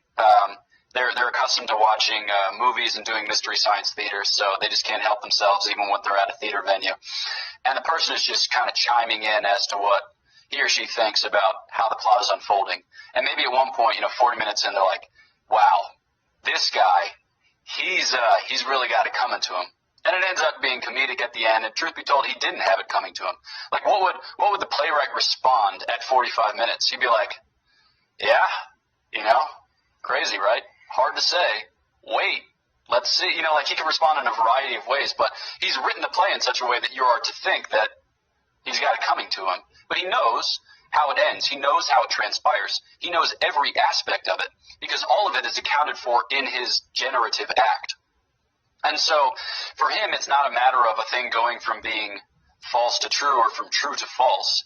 It's a matter of capturing the reality in its entire dispensation as pre-contained in the divine essence upon which the divine idea is styled, to which he conjoins his divine power, and through which he brings it about. So I guess that'd be a short answer. Yeah, and I'll just let you ask me maybe one final question before Q&A. I mean, I don't know. I mean, I want to push back, but that would take way too long. So. Yeah. I don't know. What do you think, Matt? You think me ask a question, or you want to just open it up for other people? What would you like? Would you like to ask him one final question, or should we just move to Q&A? You don't care? I don't. Yeah. I can probably say my favorite saint. Yeah, I like St. Augustine. St. Augustine's probably my favorite. I really enjoy reading his work. Sometimes he gets super spicy and oh my goodness, he drops the insults and they're hilarious. You should read St. Jerome. No, because Augustine, I think he was trained as a Roman orator or something like that, or rhetorician or something. I don't know. But yeah, I don't like him just for the spice, but he's very insightful. He's accessible, and his appreciation and love for the truth. He has this beautiful passage in one of his works on the truth. He's just meditating on truth, and it's so beautiful. And yeah, it just really touched me. It was wonderful. So he's absolutely my favorite. Awesome. Well, since you told me I can do whatever I want, I'm going to tell you about Catholic chemistry. So, if you are a Catholic and you think you're being called to marriage, you can't go past Catholic chemistry. Click the link in the description below so that they know that we sent you. This was founded by a good friend of mine, Chuck Gallucci. That's actually his head right there. The two of us used to work together at Catholic Answers. This is a website that garners very faithful Catholics who are serious about their faith, who aren't just Catholic by name, and most of them probably don't know what divine simplicity is, but that doesn't matter. They're still Catholic. So you can go to Catholic Chemistry today and sign up. Find yourself a nice Sheila or blokey bloke. And they also have online video chatting. So if you kind of encounter somebody, you want to chat with them, you don't want to give out your number because they could be a weirdo, you can chat directly over the website, which makes things easy. I've known of several people who have met their spouse here. My wife actually, I think, interviewed Chuck Gallucci's wife, and she spoke of several people who met their spouse here. So go check it out. What do you got to lose? Don't answer that. I don't know. There might be something. Just shut up. It's always the problem with philosophical discussions, right? You ask something like that, what do you have to lose? You're like, I've got 1,000 things I could lose. All right. Well, this has been absolutely riveting, and I look forward to listening to it again so I can try to understand some of it. It definitely is... yeah, it's good. All right. I guess let me kind of ask a couple of questions first. Could you, Father Pine, is there a way to sort of alter how we understand divine simplicity if you think some of Joe's arguments landed well? Is there a way to kind of modify your understanding of divine simplicity, or is it sort of set in stone the way you've understand it because in your estimation that's what the church has said, so it's not really up for debate? No, I think there are a variety of ways in which one could argue for divine simplicity, and I don't know that I'm saying mine is the best because I haven't surveyed the other options, truth be told. I have kind of habitual trust of St. Thomas Aquinas, and the things that I have inquired into I have found to bear the weight of argumentation, and so I just kind of extend that through how he envisions reality because it's articulated, because it kind of hinges, as it were, on certain principles, and then flows from that. But I know in the conception of Duns Scotus, for instance, that he doesn't make some of the moves that St. Thomas Aquinas does, and I know that Gloria Frost has written a couple things in the past 10 years about that very thing. And whether or not that seems preferable to you, in an argumentative context will depend upon your fundamental presuppositions or the types of conceptual embarrassments you think you arrive at with Thomism. And just to be honest, there are things that I have difficulty understanding, but I'm still of the kind of habitual disposition that I don't judge the text, I am judged by it. So I find it really hard to account for the causally pluripotent nature of God's creative will. It's just like, I think some of Joe's arguments about, God's not changing, and engaging with a changing reality, as it were, or the fact that God could or could not have created, and that represents no real distinction in God. A lot of those things for me are just very obscure, in the sense that, like, sometimes you feel, I see through a glass darkly, and sometimes you feel like I see through a glass darkly.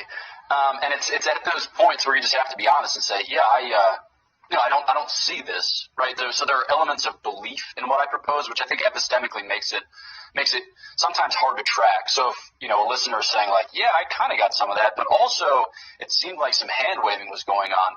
And in a certain sense, that's because like they're just very, very obscure concepts, right?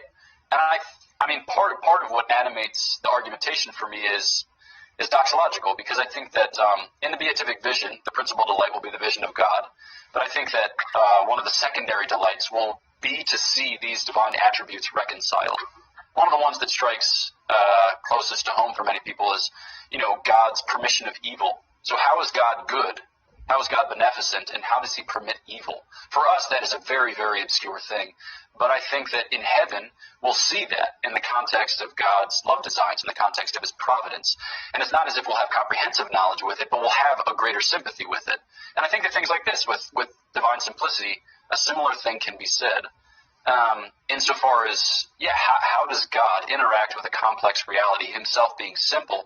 I think that's very difficult to parse. But I think that thinking through it, even if it evades us, or even if we find it, hard, is saving. It's got this doxological character because we cultivate in desire what we hope to attain to in vision. So that's a thought.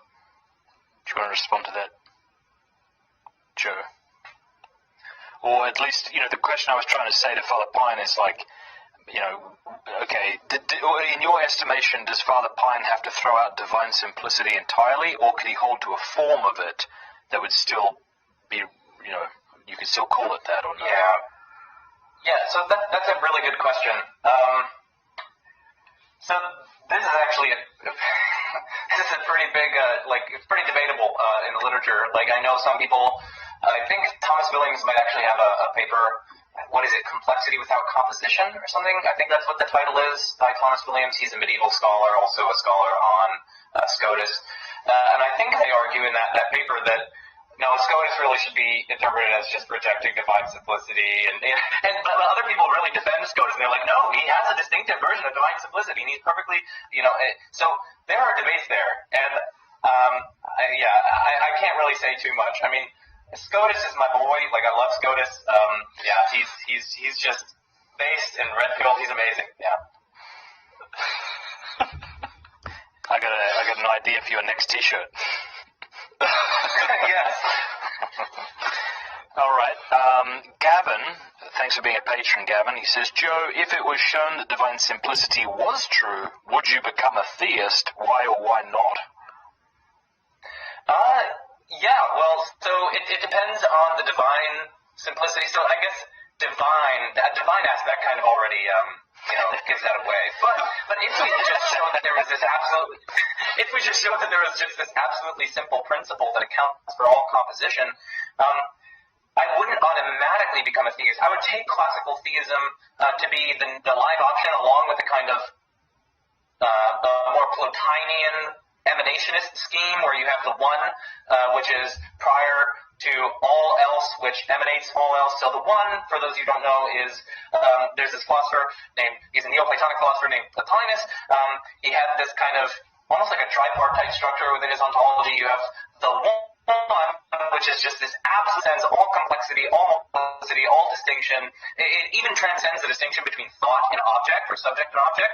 So Paul Capellic, for instance, describes it as impersonal and things like that. So it's a kind of impersonal, utterly simple principle behind everything.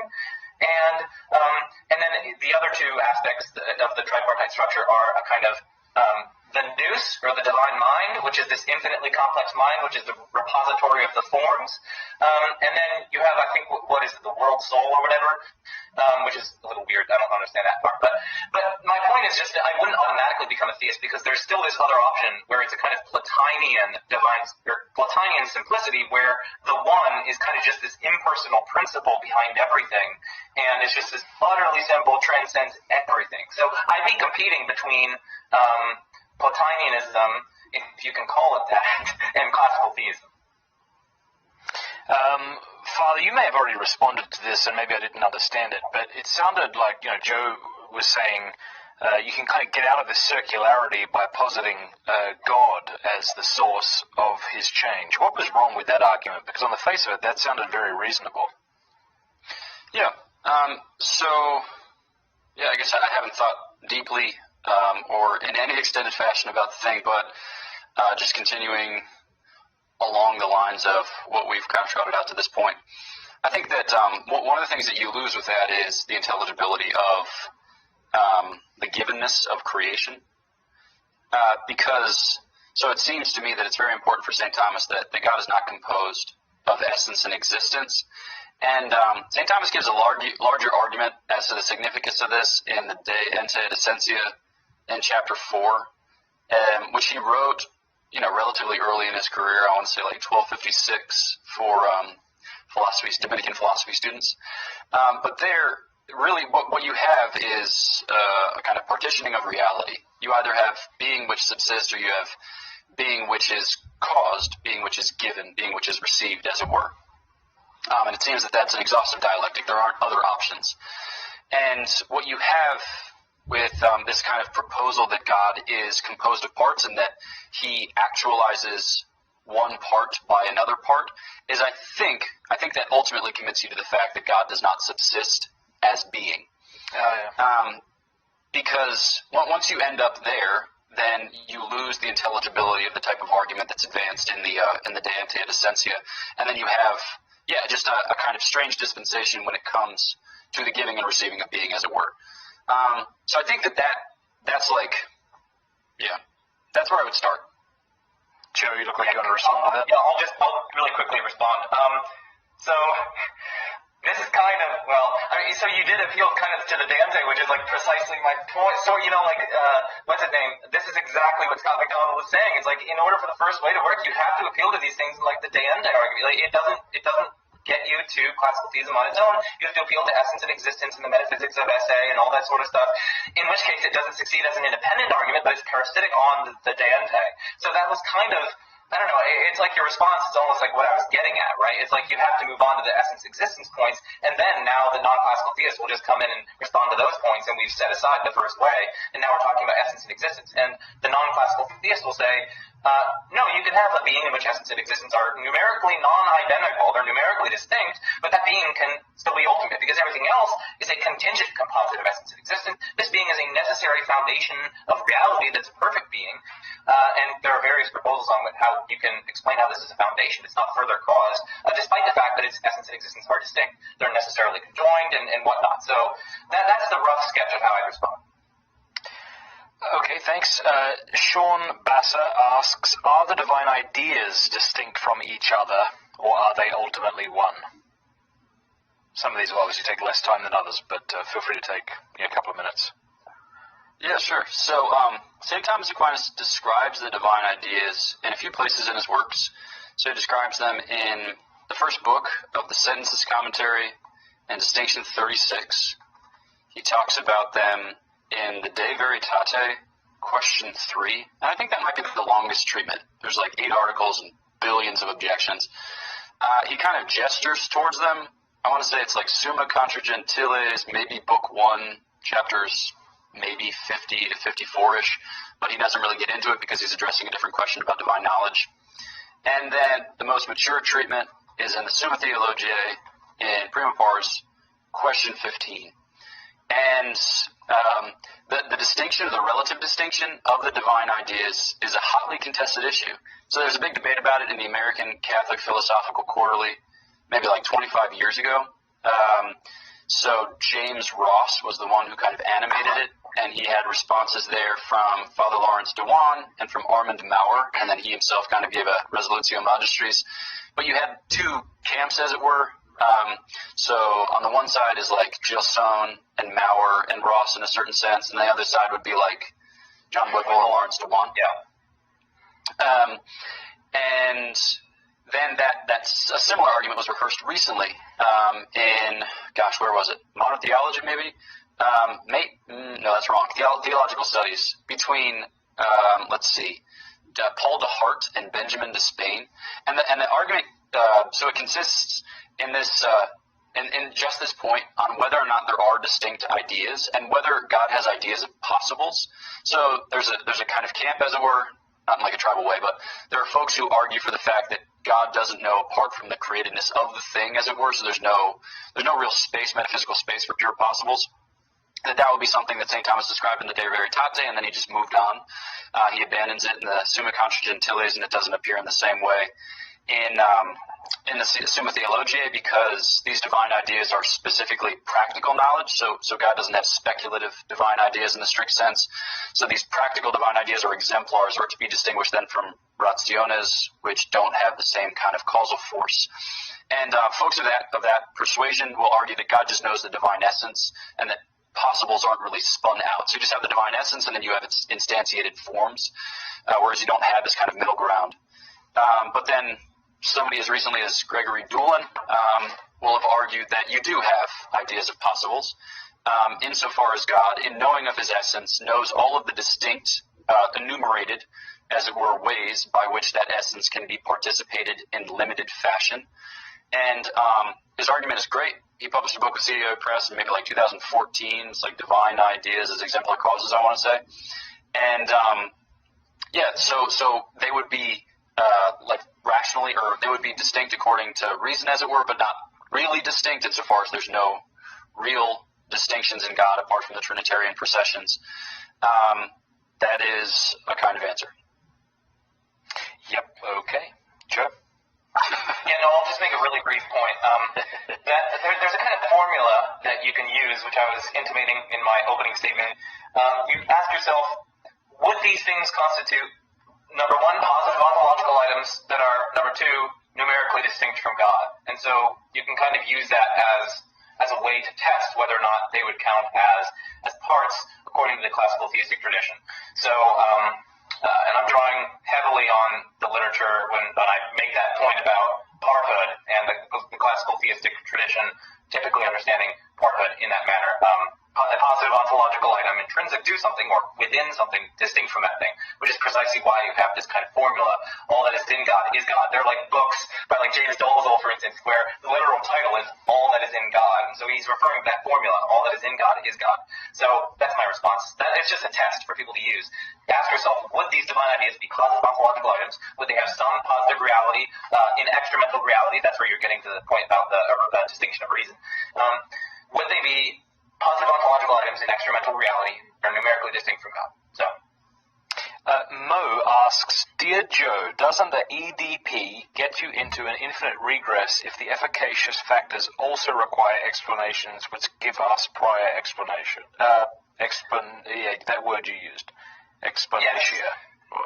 Exponentia, yeah. Thank you. So that's a really good question. W. Matthews Grant raises that point, as well as in one, I think maybe that's in his 2019 book, and W. Matthews Grant and Mark K. Spencer raised that point in, I believe, a 2015 paper. And so I actually addressed this in I wish I could I address this in a paper I have under review. So no, it doesn't require an infinitely descending chain of like distinct things that are explaining that are differentially factoring into the exponents, because the EDP applies only when there is an explanatory relation obtaining between the things in question. So in the case of classical theism, right, you can't deny that there's an explanatory connection, say, that there is an explanatory connection between creatures and God, right? You can't say that, oh no, creatures aren't explained in any way by God, right? They're like, no, that's heresy, go, leave, you know? So in that case, there is indeed an explanatory relation. And so the EDP only says that when there's an explanatory relation, differences in the explanandum presuppose differences in the total exponents, or the explanatory efficacious factors within the exponents. And so what we would deny, or to avoid this infinite regress, is to say, no, the explanations, the explanatory connections or explanatory relations bottom out at some point. And so you don't have a further explanatory connection between the explanandum and an explanans, such that you can have a further difference. So for instance, on non-classical theistic models of God, you would terminate presumably in something like differences in God's distinct creative act across worlds would be explained by different reasons and desires, say, differentially factoring into the explanation. But those differential factors and them differentially factoring into the explanation, those don't have some further underlying explanation, which is such that there are differences in that explanation. But the relevant point is that that's not a violation of the EDP, because EDP only applies when there is indeed such an explanatory connection obtaining.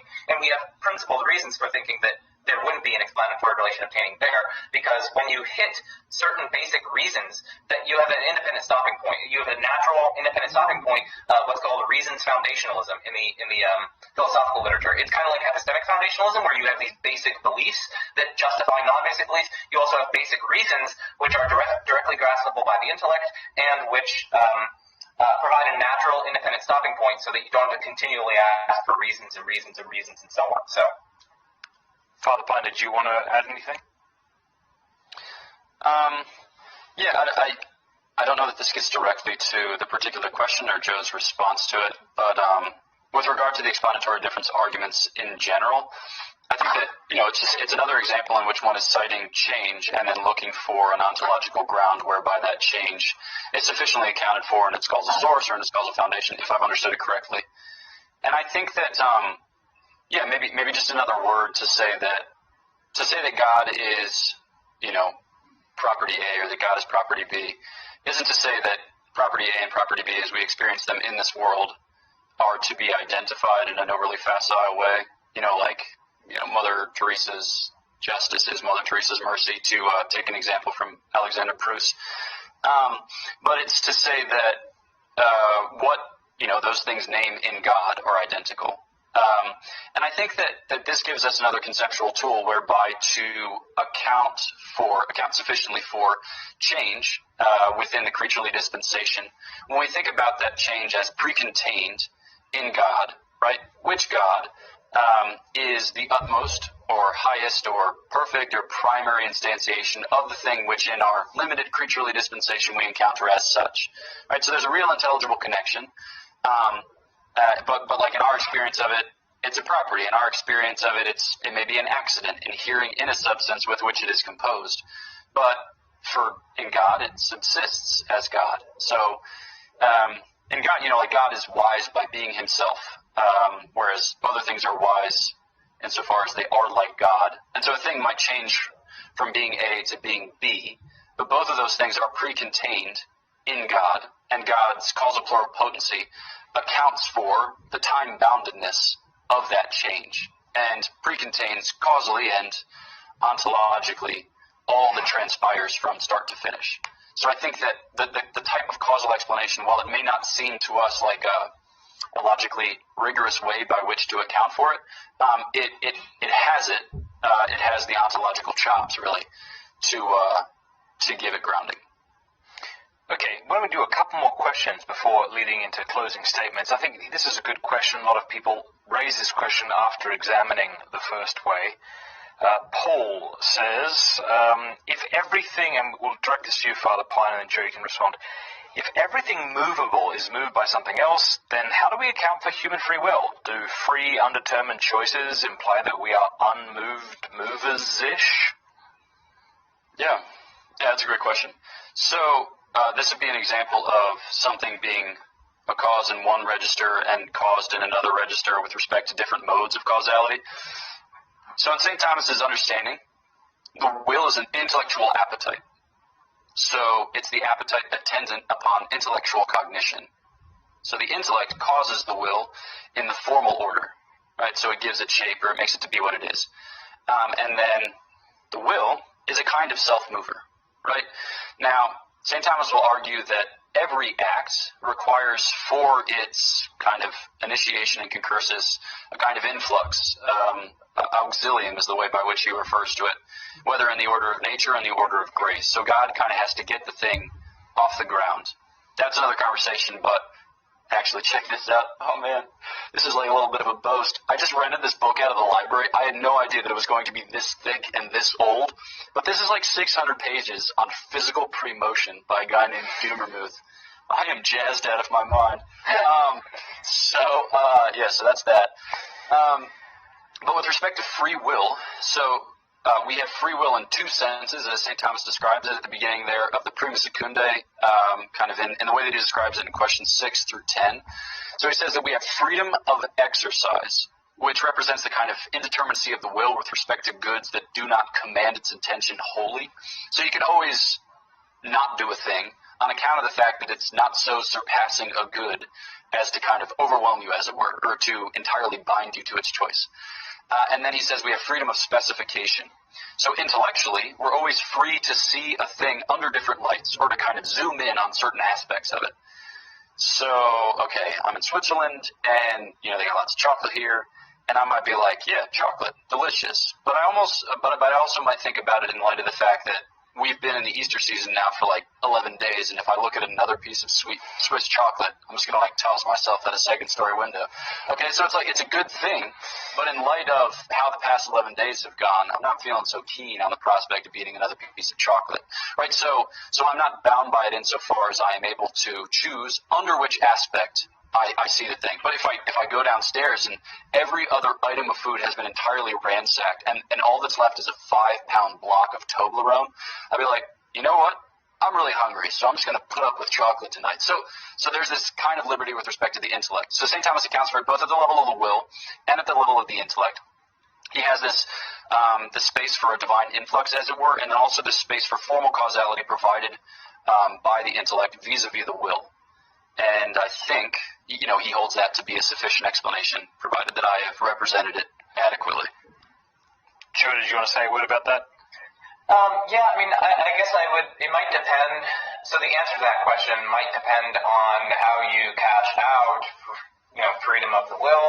There are all sorts of different views in philosophy of action and whatnot. You could be an event libertarian, you could be an agent libertarian, you could take compatibilist routes.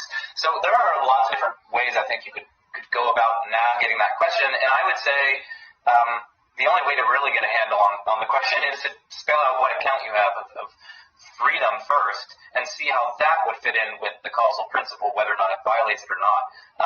It's funny that they use the term unmoved movers to describe us, because Rod Chisholm actually used that to describe a kind of agent causal libertarian view where, like, in some sense, we are under that view unmoved movers, and people, of course, who were not so sympathetic to agent causal libertarian use that as kind of like weapons. They'd be like, we'd have to be like supernatural beings in order, so my short answer is I think the answer to the question will fall out of once you specify your metaphysics of action and freely willed action. All right. Thank you so much, guys. Let's take 5 minutes each to offer closing statements. Let's see. So Father Pine went first. So Joe, you'll go first, and then Father Pine will close. Whenever you're, feel free to set your own timer, but I'll set one as well. All right. I will set mine. So I didn't prepare anything for this, but we're just going to go extemporaneous. So I really enjoyed this. I appreciated this conversation. I always think that dialogue across ideological barriers, as it were, is such a great way to sharpen our own ideas, gain greater appreciation for the ideas of others, really try to intellectually empathize with others and see things from their perspective, not try to knock them down with arguments, but rather using arguments as tools, right? Tools meant to serve others and serve a dialectic, not as weapons designed to attack or to knock down or show how you can decisively prove or demonstrate your own position and your premises are rationally certain and indefeatable. So I view arguments really as tools, and so I hope people, when they're reflecting on some of the arguments that I gave, and to be sure there are many different arguments that I could have given that I didn't, and I had to cut down, and all of these sorts of things. But when people are reflecting on them, just keep in mind that arguments are always meant to be tools. They're designed to serve, and they're not designed to be weapons. And so, for just a summary of this discussion, I gave those 5 arguments at the beginning. I believe it was. Let's see if I remember. One of them was a changing knowledge argument. One of them is the aloneness, the explanatory difference, the propositions argument, and then the providential collapse argument. To my mind, I still find them eminently plausible after our discussion. So I still think that they hold force, and significant force to my mind, at least, even after our discussion. I really enjoyed probing them with Father Pine. And then with regard to some of the arguments for classical theism that we saw, my main objection here was that I think that non-classical theistic models of God can easily accommodate and respond to them such that they don't support classical theism in particular, and so they wouldn't show divine simplicity. So that was my main contention in responding to those arguments. And to be sure, there are other ways that are non-theistic to go about responding to some of these arguments. For those curious, you can check out on my YouTube channel. I've done videos on the first way, the third way, and lots of other stuff. So I just really enjoy thinking about these issues. And so, I guess I'll just end with gratitude to both of you guys. I really appreciated this, and I had so much fun wearing my favorite shirt and talking about one of my favorite topics, and it's just all fun. I got my beer, even though I'm underage. This is definitely not beer; it's water. But yeah. So thank you. Thank you so much, Joe. Father Pine, whenever you're ready. Okay. I too got to wear my favorite shirt. So I think maybe just some closing comments about philosophy and theology and the setting of this. I think that sometimes, and I borrow some of this from Alistair McIntyre, it can be genuinely difficult to host substantive exchange between or among different traditions. And I don't want to make this sound too skeptical or too despair-filled about the possibility of that, but I think that many people's experiences, certainly like political exchanges, has convinced them as to the futility of trying to change another person's mind. And Matt McIntyre has this kind of extended argumentation about emotivism, where he says that emotivism basically departs from the understanding that it's like a kind of intuitionism. You have these pre-commitments, and then you're arguing for them as just but the semblance or guise of rational exchange. And truth be told, you're just doing advocacy, and you only ever think or know your position to be true to the extent that it gains adherence. So rather than real argumentation, you just end up with a kind of demagoguery. And when I first encountered this argumentation, I was like, holy moly, this guy, he's just saying the things, and the things are true.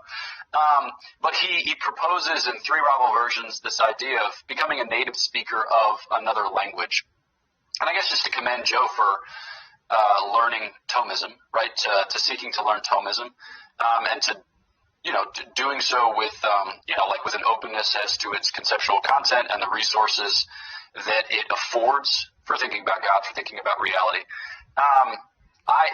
I think we would joke in formation that sometimes we would learn other philosophical or theological traditions the way that an American gunner in the Second World War would learn the different types of bodies of like German airplanes. You only need to know it well enough to pick it out and shoot it down, right? But I think that there's something real to be said, and not in like a condescending or like intellectual head-patting kind of way, for knowing other things. I struggled a lot with modern philosophy and contemporary philosophy, and I was just like so riddled with sorrow and despair.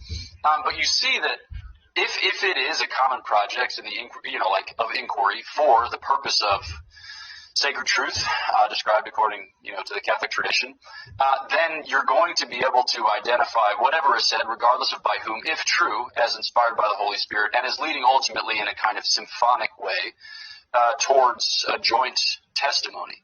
And I think that this conversation just kind of gives me hope. I don't know. I'm smiling over here. I'm just encouraged. So I'm very grateful for that. But I think also another thing that it's convinced me of is to the poverty of philosophical discourse. And this isn't just to say, like, do philosophy for as long as you can and then give up and do theology. But I think that, the dispensation of God's grace takes account of the limitations, the weakness of our human knowledge. And I think that when we try to follow arguments, we find it difficult. It's hard. And like one person or another might have a better knack for argumentation, or might have more keen insight, or might be more workmanlike in his or her ability to kind of suss out the implications. But ultimately, our minds are sometimes weighed down by the corporeal organs through which they at times operate. It might be your fourth cup of coffee, and you might just be tuckered out by the whole thing. But that's okay, right? Because God reveals himself. Because it matters. Because otherwise it would take us a heck of a long time to get there. There'd be the admixture of much error, and it would only seemingly be for the wise. And so God makes himself known so that we can assent to that, and so that we can have that life. So that's not to say just, your get out of jail free card is belief. But St. Thomas teaches that even a little old lady, can know more about God than the wisest of philosophers. And that makes it hard to sort out, what do I believe and what do I know? Because it's hard to conduct that type of interrogation within one's own mind's eye. But it's all underwritten by this fact of God's having gone before us, which I take great encouragement from. So yeah, I'm encouraged in the philosophical discipline. I'm encouraged in the theological setting. Thank you so much, guys. I really appreciate the effort you both put into studying this topic in order to engage in this discussion. It was excellent. Just very quickly, Joe, where can people learn more about you, and then Father Pine?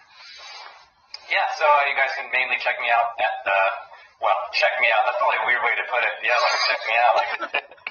Let's see. I guess I should post. Okay, no. So, you can find me at Majesty of Reason. That's my YouTube channel. It's so fun. I love it. I do lecture videos, discussion videos. And you can also check out my book. Final shameless promotion, but Give me the link after this, would you, so I can throw it up in the description so people can. Yeah. Will do. But those are the main two things. Thanks. Father Pine. Thanks. Check out our Thomistic Institute, so Aquinas101.com. Great course for learning the basics of St. Thomas's thought and teaching. And right now, TI is running a faith and science course with some Dominican friars and Karin Oberg, who teaches astrochemistry at Harvard. So about the coherence of the philosophical and theological world of St. Thomas, and then the kind of methodology of the modern sciences.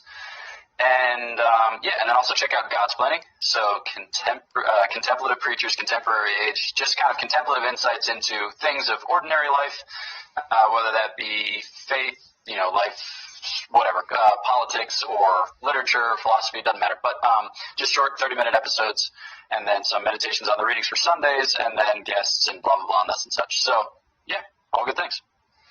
All right. Well, thank you very much, and thank you all for watching or listening. This has been fantastic. Just want to let you know about a couple of things we have coming up. Next week, I have 2 sit-down interviews, one with a real-life exorcist, Father Lampert. I'll also be interviewing Christopher West here in the studio. And next month, we have a debate between Jimmy Aiken, who is a Catholic apologist, and Lutheran Jordan B. Cooper on how we should understand justification. So we've always got great content coming out. If you want to make sure that you have access to that, please help us out by clicking that subscribe button and then that bell, and that way YouTube will be forced to basically evangelize you. And that's a good thing to force Google to do. Thanks.